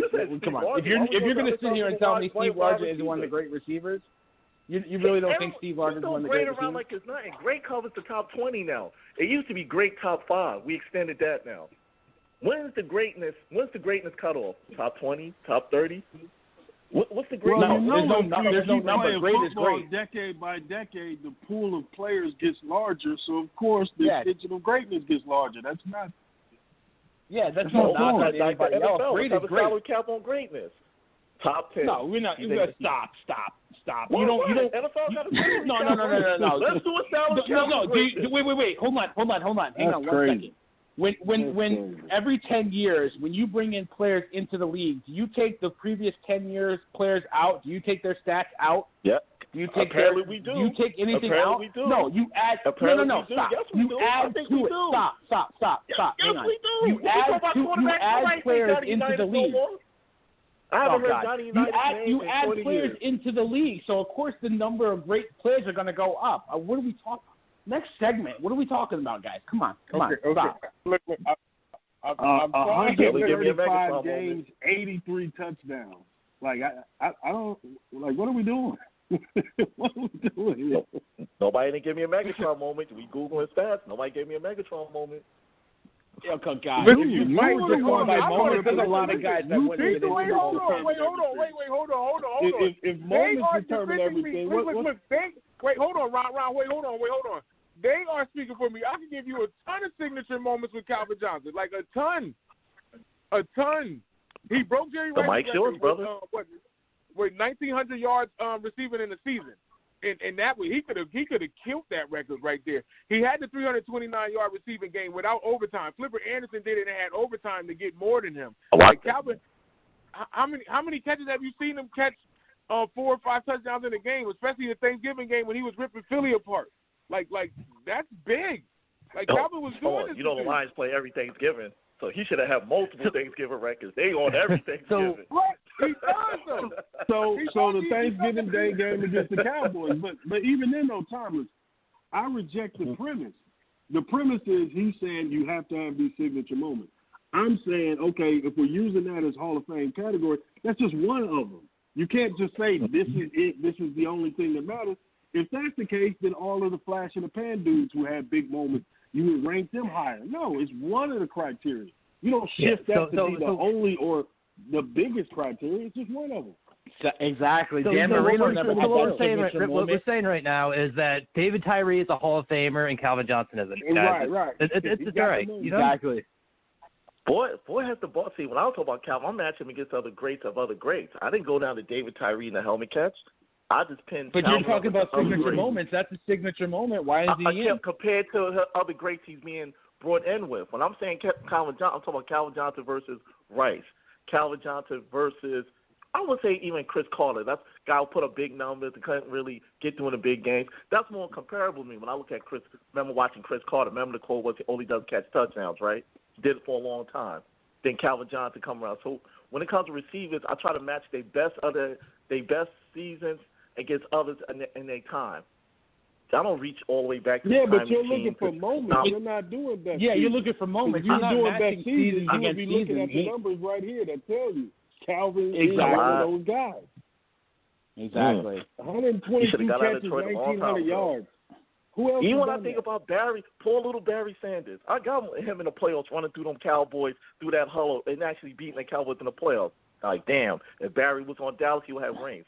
But Calvin, I don't think if you put Calvin, so you put him think Barry somewhere is else. not a Hall of Famer if he doesn't? I didn't say. I said Barry you Reddy gave the six moment in the playoffs. You see why he this came doesn't through. make sense? No, Even I if he said didn't Barry have that moment, has. he's still a Hall of Famer. I said Barry has. I said Barry has. It was like, damn, if Detroit wasn't Even Detroit, if he didn't have have that moment, though, the point is he would still be Barry Sanders. He would still have the stats, still have the numbers that show he was what he was. But he also came through in the clutch. You're trying to elevate with one Megatron, criteria he above never everything done else. that. That don't make sense. Megatron never came through in the clutch. He had 3 chances in the Yeah, playoffs. he just caught 122 passes for 1,900 yards, something like that. Yeah, John Kitna had nothing to do with that. I know. Look, John Kitna had nothing to do with that. We're going to say the same thing about Antonio Brown when we look at his stats with big men. And did them 3 Bs ever get through? For all that You talent? don't think Antonio's a Hall of Famer? I'm not saying Antonio. I said they had a chance to come through. No, I say Antonio and them had a chance to come through during that run, and they never did. You know who's going to be up there? No. Antonio Holmes catching in the Super Bowl. So Antonio Holmes is not as good as Antonio Brown, bro. Like, that moment don't make him better. Sorry. All right. Resident Steeler fan here. Resident Steeler fan here. Don't try to draw the parallel. Don't do that. You just make yourself sound. Don't do that. Don't do so that. you gonna take Antonio Holmes over Antonio Brown? Not even close. So that's Antonio Brown. That's what they're addressing. Antonio Brown is the best. Is the better receiver. I say that. Yeah, I'll say that. But guess what? Antonio would say that. Guess who got it done in the clutch? Not Brown. Them 3 Bs fell up short. All right. Okay, all right. I want to get away from it. Go ahead, CP. All I was gonna say is we'll make a clutch Hall of Fame. Yeah, we'll make a clutch Hall of Fame and then the Pro Football Hall of Fame. There we go. Right. That's what's up. So it's like I kind of wanted Ron to come up with his top 10, but I know we'd be digging because it's going to be more debate after more debate, and I'm not gonna lie. I love it, like I love it because it's hot in here, and I can't even put an ice cube in here because it's gonna go down.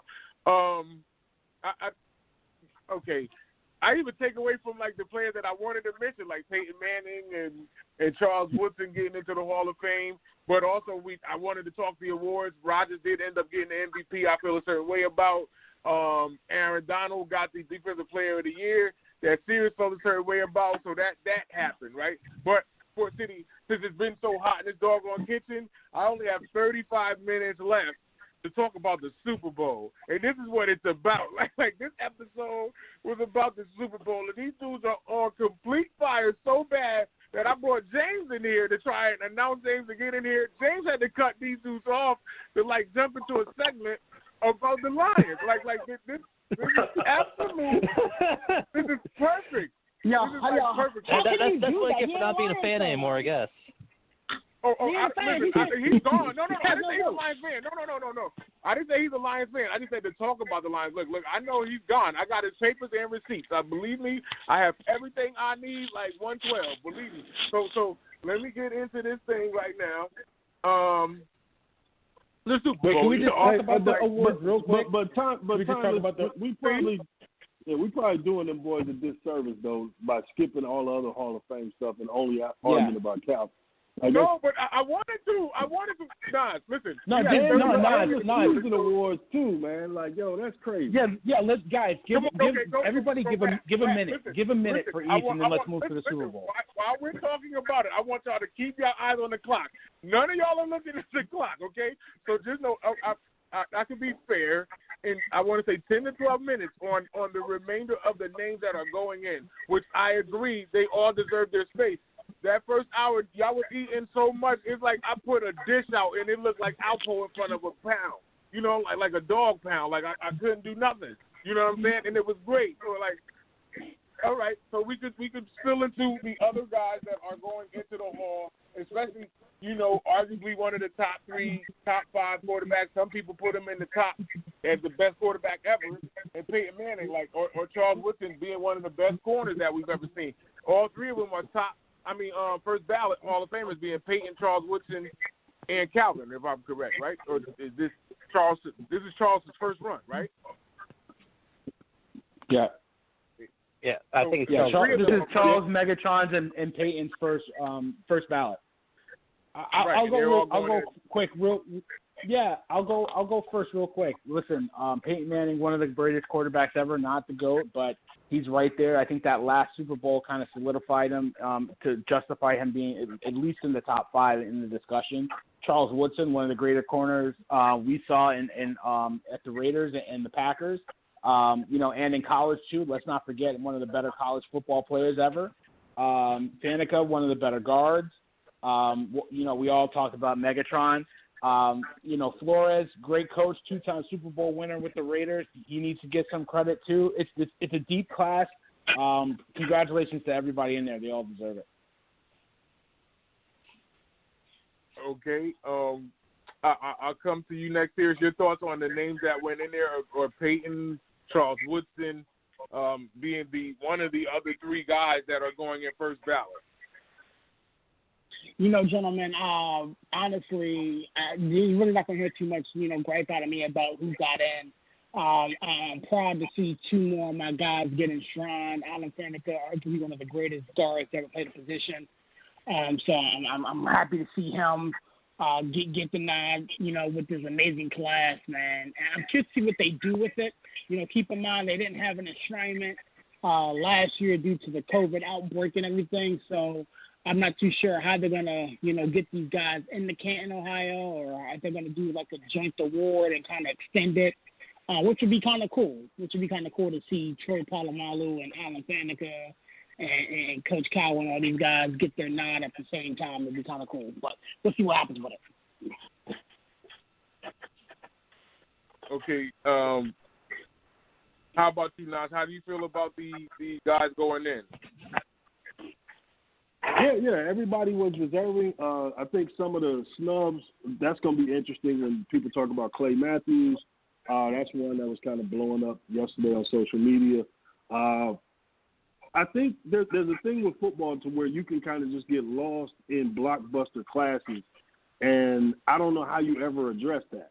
Like if you're a guy like Clay Matthews, who I think a lot of people look at as a Hall of Famer, but if you just keep getting dropped into super class after super class after super class and get looked over, that part is a kind of a shame. There has to be some type of way for them to kind of step in for certain guys. So I don't know how that works out, but that part's weird. But everything y'all said, all of those guys deserving Hall of Famers should be in there. And it's kind of good to see Peyton get his flowers because people got sick of Peyton. There's too many ads, too many commercials. Peyton pushed down our throat for years and years and years. Now that he's gone, I think people are kind of respecting him a little more understanding like what that dude did. So salute to him. His own OC. Ain't many that ever did that. Yeah, I'm tired of Peyton Manning shoot. That was one dude I always had a gripe with. Just he had that him and Kobe had that same type of swagger to me. Like it's just something about them dudes. It just get under your skin. Even though these dudes were great, legendary players of the sport, it's just like just beat them. Like do something to get these dudes off the field or off the court. However, I was looking at it between the two of them.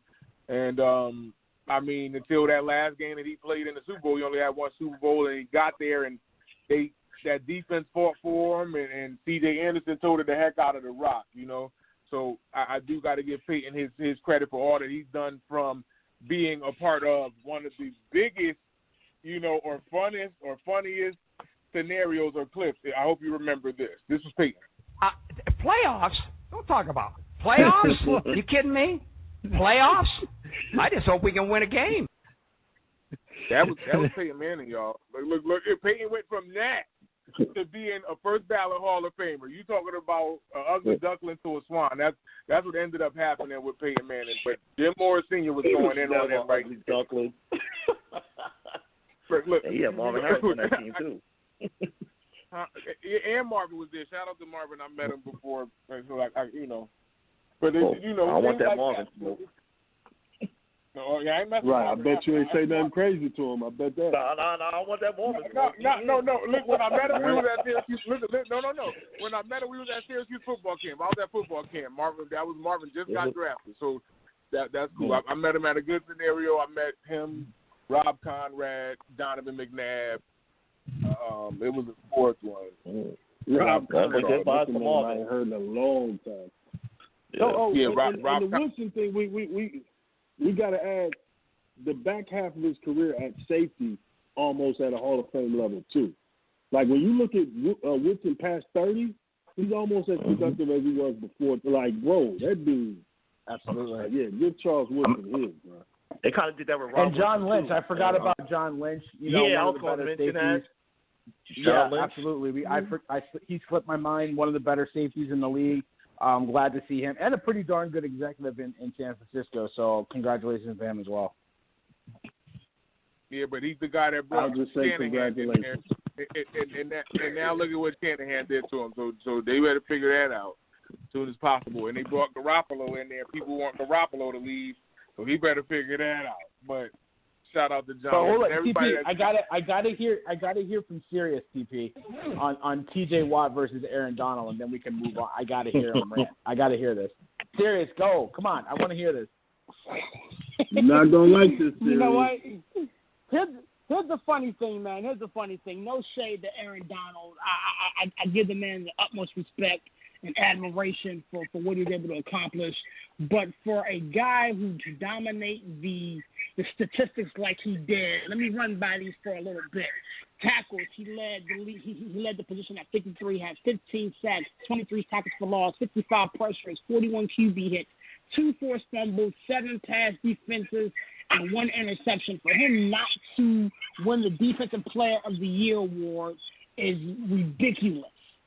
Ridiculous. And again, Aaron Donald's stats, no shade on those. He had 41 tackles, 13.5 sacks, 12 tackles for loss, 42 pressures, 26 QB hits, 4 forced fumbles. By the way, the only statistic that he outdid TJ Watt in, 1 pass defense and 0 interceptions. And people are trying to tell me because he gets double and triple teamed, he deserves to win the Defensive Player of the Year award. I could pull up game tape after game tape after game tape. TJ Watt can never be single covered, or he's going to eat your quarterback lunch. So for the simple fact that he got snubbed, it is what it is. I'm not going to waste too much time on it because I do want to talk about the Super Bowl. But the fact that TJ Watt got snubbed has the NFL world as well as Steeler Nation highly pissed off because of it. Hey, you're a Steeler fan, so I'm going to respect you coming with this as a Steeler fan. But straight up football, we don't compare guys who play inside with guys who play outside unless it's Aaron Donald. That's how dominant Aaron Donald is. Yeah. Bro. Like, this dude is forcing every game plan to adjust. He dominates the line of scrimmage to the point of where you can't run, And you have to put in 2 or 3 people on him to always account for him. He makes everybody around him better, makes everybody's job easier, and he is so dominant that we're talking about him amongst the greats like Reggie White, Lawrence Taylor, and those guys. And when those guys were in their prime, other great players didn't win awards either, man. Like, T.J. Watt is great. He's on a trajectory to possibly be a Hall of Famer too. But when you're talking about that dude Aaron Donald, dog, like this ain't normal. You don't dominate games from the John inside. Randall, in my opinion. John Randall, Sapp. He's coming into his own at that position, both tackles. Like right over the ball. So here's my retort to that whole conversation.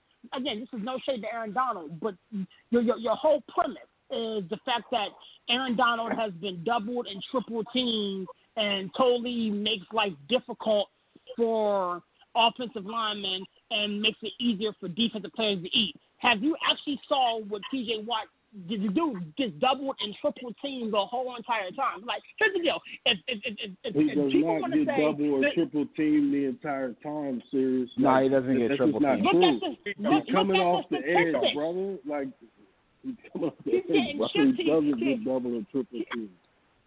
He's getting chipped. He has guards and tackles pulling to stop him. Like, again, because Aaron Donald he's a great in the player, middle. Bro. He's a great player. I mean, he's great. I mean, this is not a shade to Aaron Donald. Don't get it twisted. Aaron Donald, the dude is probably gonna go down as the first ballot Hall of Famer, like we were talking about. I have no problem with Aaron Donald. But for T.J. Watt to put up the statistics that he's putting up, and in the era that we live in, with the type of stuff that he has to deal with, this is not the second time that he's put up these type of numbers and has not gotten the award. You know what the problem is? Serious, and I'll move on. Almost 20 sacks last year playing off the edge in the same way, and that still doesn't compare to Aaron Donald.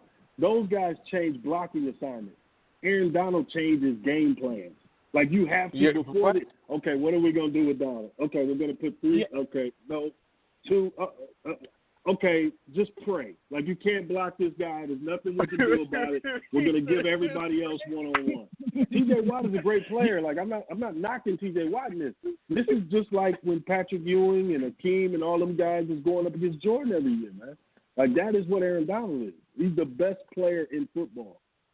Like, period. You know, and one thing, and then we can go to the Super Bowl. One thing the problem is that the Steelers defense faded at the end of the year. The Rams defense got better at the end of the year. So I think that kind of hurt Watt a little bit. But I agree. Listen, if I had to give it to one person, I would give it to Watt. But the fact that Donald got it, I'm not mad at that. You know what I mean? But that's all I'll say. And we can go on to that Super Bowl talk. Read what fans are saying on social media and read what defensive players are saying on social media. That'll give you a real interesting take on this. Yep. Okay. Fair enough. You guys went over. Okay, you went over. We have a little over 20 minutes to get as much as I can about the Super Bowl in 20 minutes, y'all. The calling number is 939-477-2759. And the Super Bowl is amongst us, people. We are going all type of crazy on everything else. And everybody came here for the Super Bowl. You're talking about dishes. I didn't even get to put out too much. I feel like I just put out a prime rib and some shrimp cocktail and let these dudes go crazy like that. Like that's what happened. I don't know what happened. There's not too much I can say. Okay, now I don't even know how to say it because I think if I'm doing this correctly, I think yes. So the Buccaneers are the home team. So yeah, they are the home team. So they do have a setup like that. They are at home in Tampa. The Chiefs are visiting there, but I thought that the Chiefs had the better record that they would be known as a home team. But neither way, Tampa Bay is in their own beds, even though they're probably sleeping in a team hotel or whatever, going up against the team that's defending their championship. They must protect this trophy, the Lombardi. This is it. It's Christmas in the football world, and I can't wait to see it go down. Who do you guys like? Who goes off? Sports City, I got a love for this guy. I got a love for Tyreek Hill because I love, in the words of John Madden, speed kills. And it's like they met this year, and I never even thought I could see this happen. He had 200-plus yards in a quarter receiving against this secondary. This same secondary that he is going to see is where he put these numbers up, where he was doing backflips into the end zone on these dudes. And I think it might have been a game where he scored a touchdown that nobody saw. Like, he scored a touchdown that should have been a touchdown. They thought it was an incomplete pass. Like Tyreek was going off against these dudes, and it's revisited. Same scene of the crime. But it's and this could be like Sticky Fingers and Debo in the back of, Day Yard. It's a rematch, fool. So it's going down, going up against Brady. It ain't good to get bet against Brady. Like the stars are in line, even though it ain't gonna be a packed house due to the nature of the world in this pandemic. So it's gonna be crazy to see the Super Bowl not be packed and star-studded. It probably will be a couple of superstars there, or celebrities. I want to see how this all goes down. But, I mean, this is out here, people. I want to see how you guys feel about it. I haven't heard from – well, let me get James in here. So, James, welcome. I didn't even give you a proper welcoming. And because it's out of line hot. It's like this heat in this kitchen is out of line. And I love it. That's the worst part about it. So, welcome to the brunch and your thoughts on this Super Bowl. So, the Chiefs are clearly the favorite. The one matchup that I would want to look for if the Tampa Bay Buccaneers are going to pull off the win is going to be in the trenches on the defensive line does have an advantage over a beat-up Kansas City Chiefs offensive line. That's where the mismatch is going to happen for Tampa Bay if they are going to win. But I'm picking the Chiefs because of the disparity between the wide receiver core and the secondary, and having Patrick Mahomes there, who picked it up to another level, as if that was possible after his injury, has been amazing to see. So I am picking the Kansas City Chiefs to win, probably by 7. By a touchdown. We have a touchdown spread. Okay. Heidi, we got you in here. Your thoughts on the game? Who goes off in this game? Who do you like and why?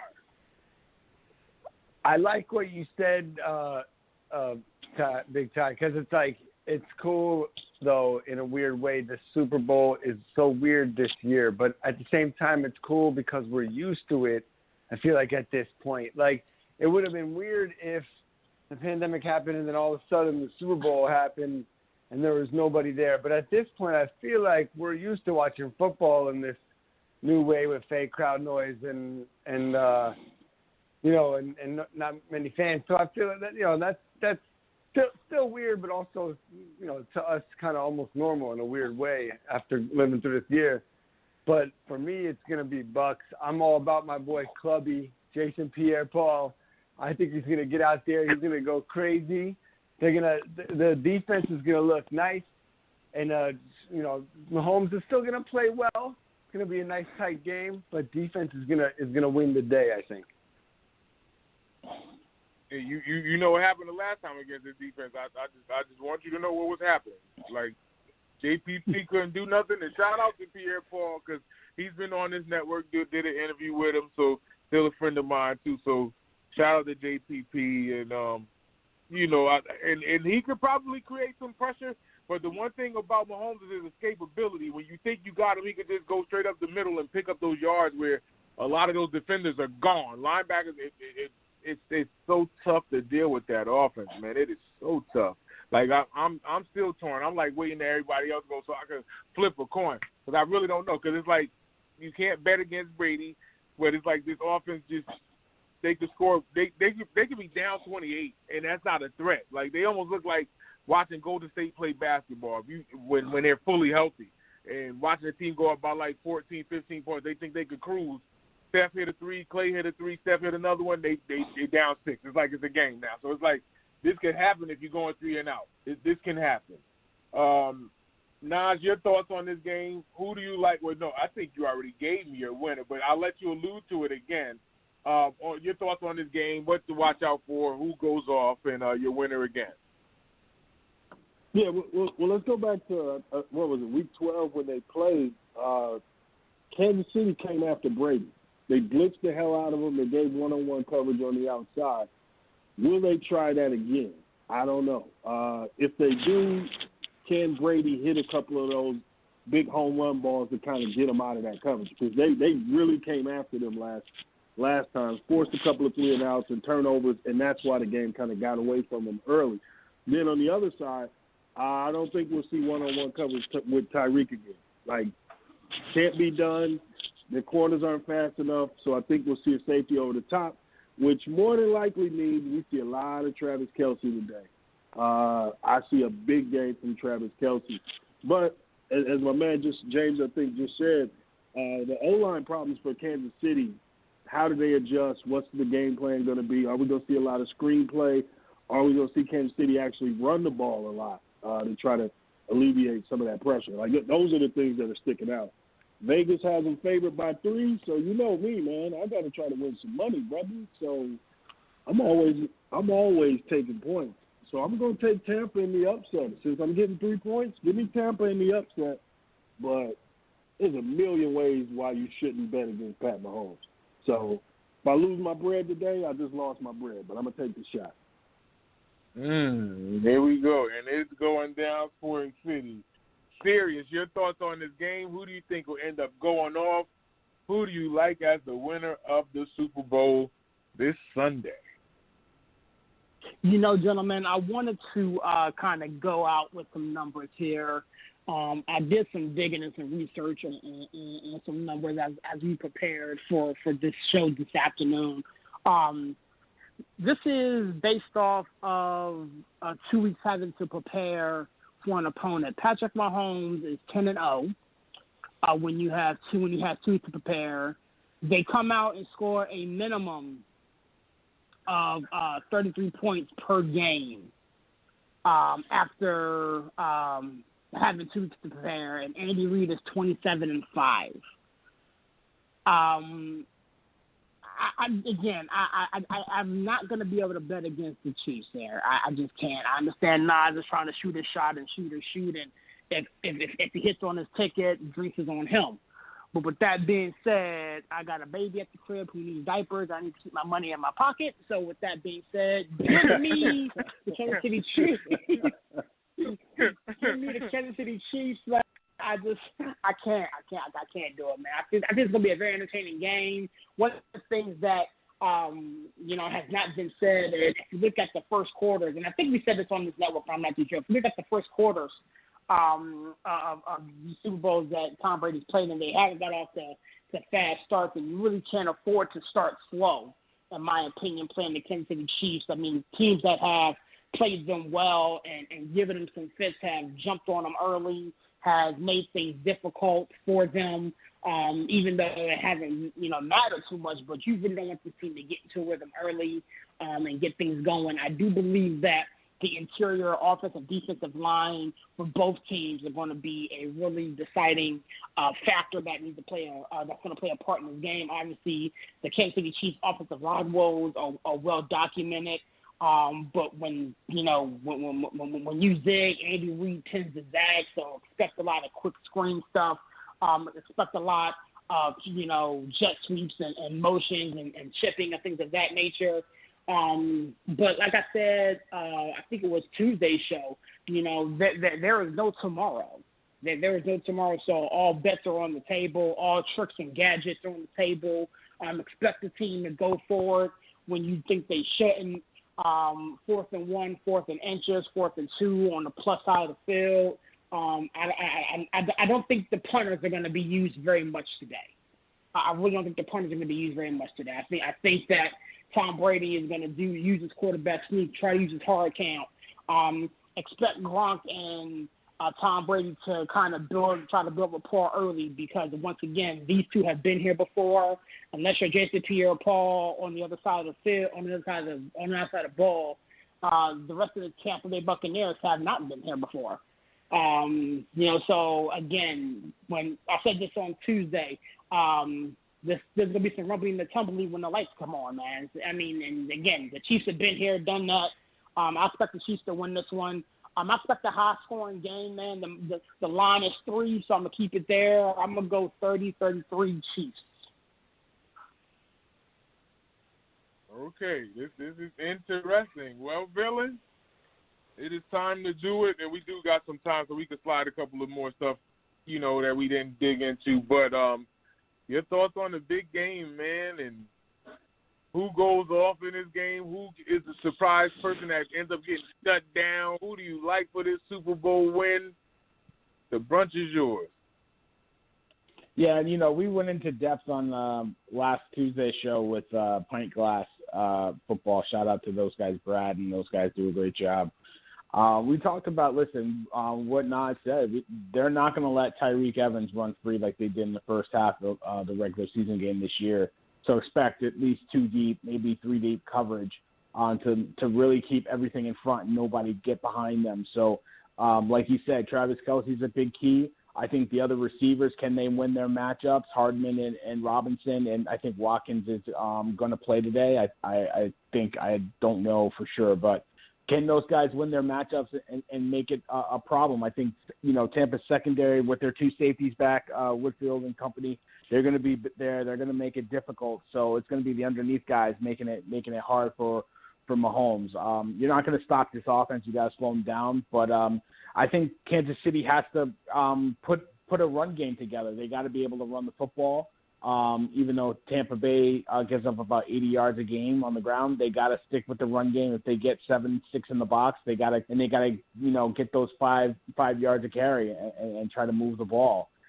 Tampa Bay, they got to do the same thing. They got to run the football. I think Kansas City's defense isn't as good. They give up 122 yards a game on the ground, but hey, that's because a lot of times they're playing from behind other teams that are playing that defense. So Tom Brady, he's got to be patient. He's got to take his shots when he gets it. I don't think they're going to let the receivers go off, so it's going to be the underneath dump passes. Gronk's got to show up.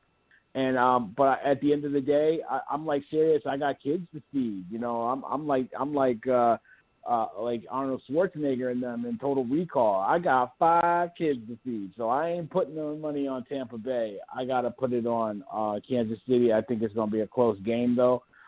They will cover. I like them. I think I got them 33-28. I think it's going to be a close game, but.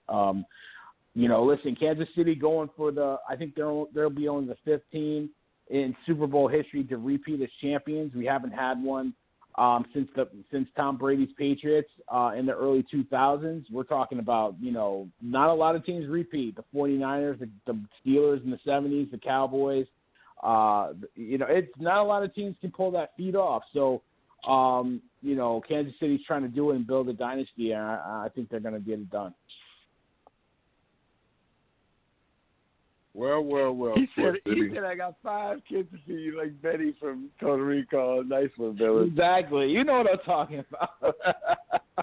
Why when I talk, y'all always do this? Like when I start talking, it's like y'all get my grounds, man. Y'all can go get a soda. Y'all can go get some popcorn, chips and dip. Y'all can do what y'all gotta.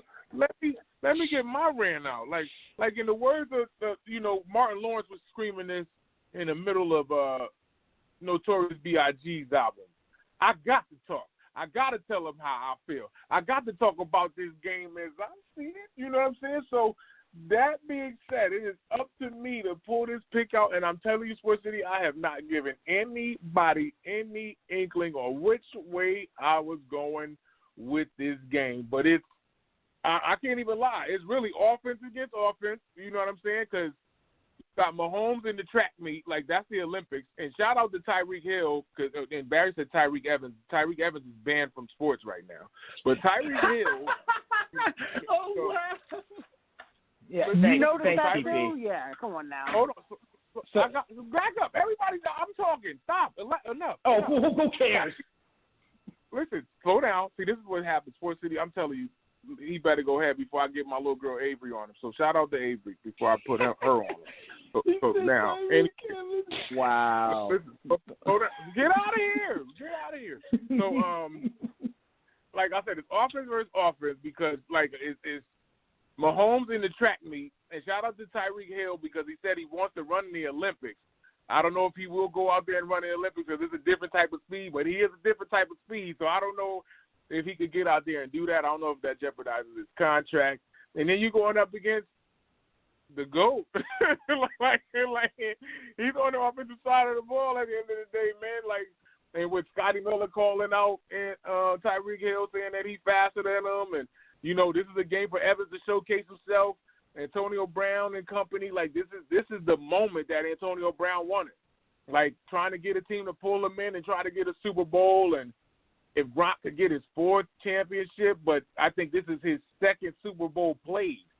Because I think 2 of the 3 that he's gotten, he was out of those Super Bowls. So that's interesting in itself to see him try to get another tally up. And, with Bruce Arians being one of the quality coaches that a lot of people respect around the league, and he's gotten his stuff done in Pittsburgh, but this is something that he could do on his own down there in Tampa Bay. And it's just interesting to see that, the Bucs are at home, the first team to ever have a home field advantage literally in a Super Bowl. We never thought we would see it, or at least I thought I would never see it. It's happening today in 5 hours.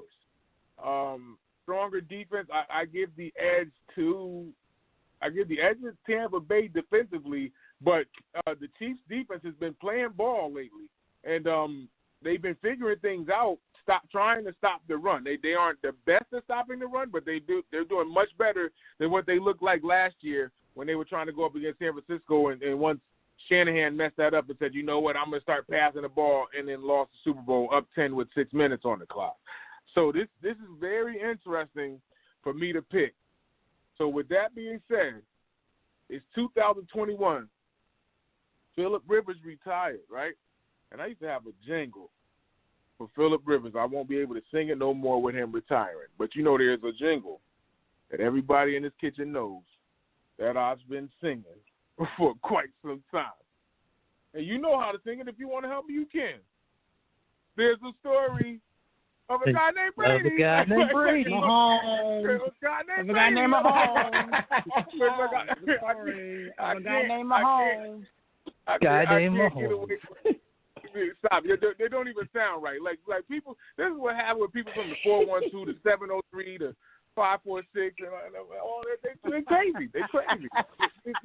This is what they do, man. Like look, this is somebody saying a guy named Mahomes because they don't want to give Brady the GOAT title, people. And this is what I was saying before, and I had Barry saying this too. Even if Brady lose, he's 6-4 in Super Bowls. Like that's ridiculous in itself. Like this 7-3. Like I don't want to hear anybody breathe. I don't want to hear nobody think it. Like if somebody thinks it, like if he went 7, it's like, oh, if you're thinking he's not the GOAT, I just want to see your thoughts. I want to see your face. Like I want to see the anger in you. Like this is Sunday and you're not being honest. Like you're lying to me. Okay, so I'm going with the Bucs. I think the Bucs pull this off. Like Nas said, with a point spread too. I think it would be easy to try and go with Kansas City with 3 points, thinking that they could run the scoreboard up. I just feel something funny about the story of a guy named Brady getting the ball in the fourth quarter with like a minute left and getting downfield and kicking the field goal to win like we always see Brady do in the doggone Super Bowl. What would be fitting that he get the ball? If Brady gets the ball last, with a minute left and they tied up, I'm turning the TV off or I'm walking out. I'm walking out. I do not want to see that mess happen again. There's nothing we can do. What can we do, man? We've seen this story. The dude is 43 going on 44. Excellent, man. Excellent. I'm glad James Greenwood is here because this is the reason why I've been supporting Brady since 2012. I was on show with James. I said Brady will never win another Super Bowl after he lost the second time to the Giants. I sat right in this network and said it to him. Brady won 3, could win 4 right here. Could win 4 right here. I had to change my mojo. I had to. All right, Sports City. So I need plugs and closeouts from each of you. This was probably the best show I've done in years, man. But electric from start to finish. The debate, everything was hot. Everybody kind of, wanted to get in. They nudging their way to get in Sports City. I had a lot of fun. I'm at the edge of my seat, and I drank all my water. That's the worst part about it because I wasn't even getting to talk. They was letting me drink. I was getting fanned and doing what I want to do. But Let me get you guys in and out of this doggone building. We'll be back tomorrow. Crossover Cafe and this up if things permit the right way. Dave, thank you for coming in, and you and your crazy Knicks take got everybody crazy talking about the doggone New York Knicks on a brunch, the Super Bowl brunch at that. I'm mad. I'm mad. But give me a plug, close out, shout out, close the door here at the brunch. Yo, happy Super Bowl Sunday, guys. Enjoy the rest of the weekend. Enjoy the sports, and watch the Knicks, baby. Knicks tape. Stop, man. That Knicks tape pop. Oh, my Knicks tape. That's like an old school Biggie DJ Clue joint. We played it till the tape pop. You see what I'm saying? That you already know how that goes.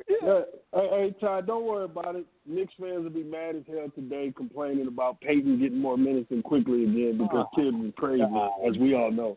And it's going to happen Can we again, go into? We need more time to talk Knicks. We need more time to talk Knicks.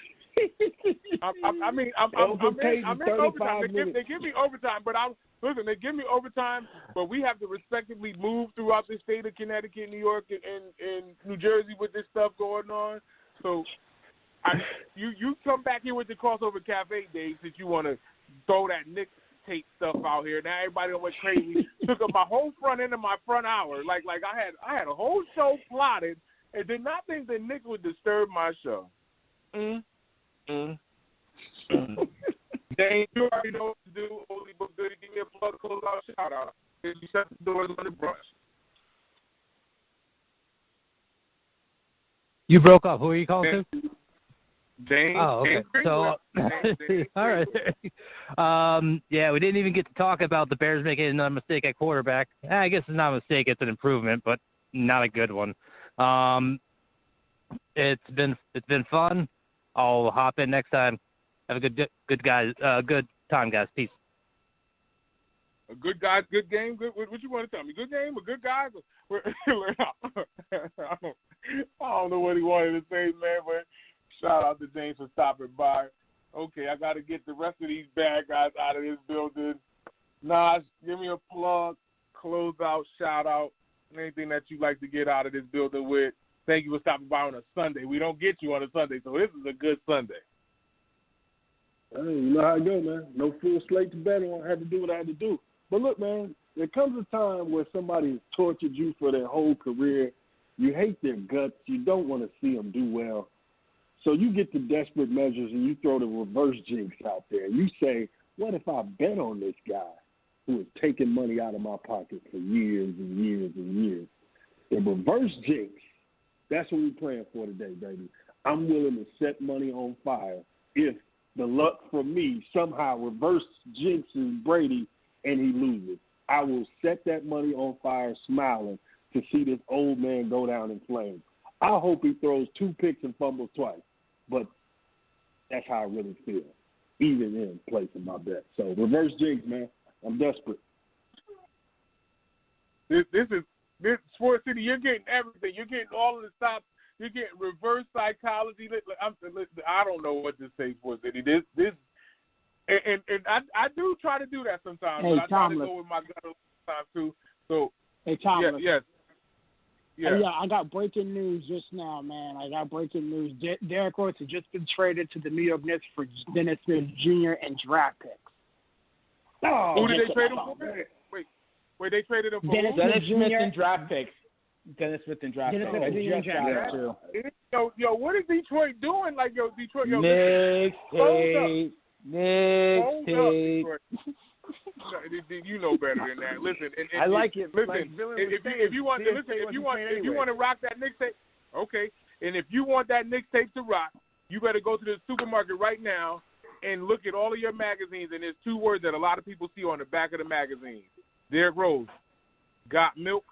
He better go get some, because if something happens, then you're going to be mad about these picks that they, you know what I'm saying? Like this is always happening. Like Detroit, what are you doing? Y'all got Blake Griffin sitting there wasting this stuff where y'all let Reggie Jackson go and all this other stuff. Who's there? Jeremy Grant? What are you worried about Detroit for? We're talking about the Knicks. Detroit doing what they're supposed to do. They're getting picks. Yeah, what are the Knicks going to do? What are the Knicks going to do? What are the Knicks going to do? Tibbs is going do what we've been doing. We're the 6th seed in the playoffs. Break his knees. Like we all. What do you mean? What is he gonna do? You Say know what it he's again, gonna Nas. do. Watch Nas answer this correctly. Nas, say it again, please. He's gonna play Derrick Rose 35 minutes and break his knee. That's what Tim does. So here we go. Thank you.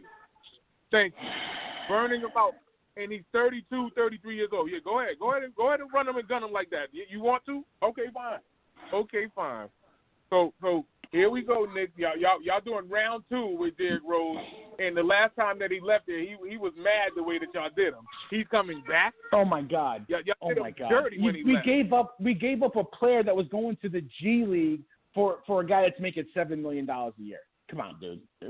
Come on. Listen, you seen the press conference? Wait. Do you remember the press conference he had when he left the Knicks? Right? You remember that, right? I hope. Why are you bringing up old stuff? It's new regime, new time. Because this is the same organization that did you dirty. Hold on, I'm trying to get people to close out. We got stuff to do. You know better than this. Look how you and Heidi y'all so crazy. And Sirius fed him. He fed him pie. Listen, anyway, Aaron Simmons. I need a applause closeout shout out as we close the brunch. Not funny. This is what I'm talking about. I said deal with all this Knicks crap. These are people that have been beside more than 2 decades. More than, like heavily more than.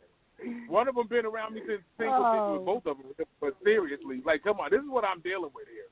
That's 3 decades. That hurts. Like, but okay. Anyway, get us out of here. Yo, it's your boy Shears up in that 412 and the 703, man. It's such a great show, man. Being able to kick it with you guys and, say what's up. By the way, my son said what's up. Man, it's a great day to be a sports fan, man. We live for this. This is what we live for. Super Bowl Sunday. Shout out to Derrick Rose, man, getting a new start in a new spot. An old spot, man. Hopefully he's able to kind of recapture some youth or whatever. Honestly, man, this whole Nick Talk thing is funny. You know what I'm saying? It's good for basketball when teams like the Knicks and the Lakers and the Celtics are relevant. Right, Malik? Is that how you say it? Okay. But anyways, it's good when the Knicks and the Celtics and are relevant. So maybe this will catapult them from the 8th seed to the 7th seed. Who knows? But anyways, man. Well, I'll be back in the building tomorrow. Y'all be good, man. Stay up. This is what I'm talking about. I even got my nephew Malik up here trying to jump on it. He tried to get serious to stop. That's what he's doing, man. He like 412-703. Like, even got him over there screaming that. But I love the fact that Jess went and bought him some Eagles gear, so he won't be wearing black and yellow. That's a good thing about Malik. Shout out to my nephew Malik. Hold it down and get your papa right. We got to get him on the other side of the Keystone State. We got it. Don't worry. We working on it. You hear him? He said no. He said no. Yes, he said no. He said holler. He said the Steelers are right, but they're not real. That's what he said. There you go. He said true. He said true when I said that. He said true. That's what he said. Okay, Barry, you already know what to do. Shut this thing down on an epic episode here in the kitchen. Yeah, listen, everybody, thank you so much for calling in, man. It's good to have everybody on board and back with the chefs. We're doing it big. Check out the website. We're blogging. Just put up the Villains poo-poo platter, a little bit of everything. You can go eat that, get a snack before the Super Bowl. Happy Super Bowl Sunday. We got blogs. We got the podcast. We simulcast on Power 103. We got sponsors. If you want to get a sponsorship, holler at the team. We're working with you. Listen, we're doing a lot, man. We got a lot going on. It's the chefs in the building, the Villain. We're doing the big things. Let's go Chiefs. Knicks tape. I'm out. This is what's wrong with America today. Like, these people are out of their minds out here in the tri-state area. I don't care if they call it from the middle of the Fairfield County or whatever county they may claim they in, or if they're in Brooklyn acting stupid, but they all by way of Stanford. And shout out to Connecticut, because that's where I got this from. Shout out to everybody that called in and everybody that's been sharing us. I've been seeing multiple people come back to the kitchen and share our information for today's show. Epic energy and Sports City. This is the crazy part about today's show. I didn't even get to talk much. Like, these dudes stole the show from me. Wouldn't let me do anything. I had Nas and Ron going back and forth. Ron wouldn't let Nas talk. I'm like, let Nas get it out. Nas like, let somebody get a word in. Like it was here, Sports City. Like these are the conversations that I live for. This is what I grew up around. And this is life right here. Sports bring us together. You know what, Let's TP? It's like you're like Bane. That's what I'm saying. No, but say it seriously. You're like Bane. Do you feel in charge? Oh, really? That's how you feel? That's how you feel? I done took off his blazer, losing out the tie. Word up. Like, they disrespectful for it. That's what I'm saying. Okay, and don't let somebody rip them pipes up the back of your head neither. Then you can't breathe. Now, keep it up.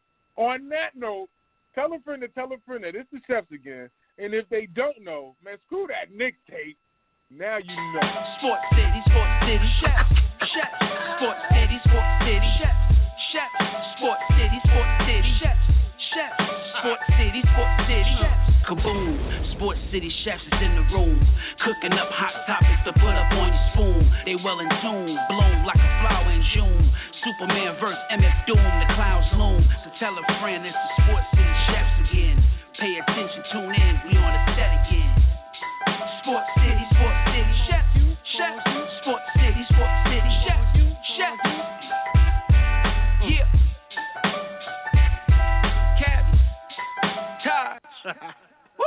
Connecticut.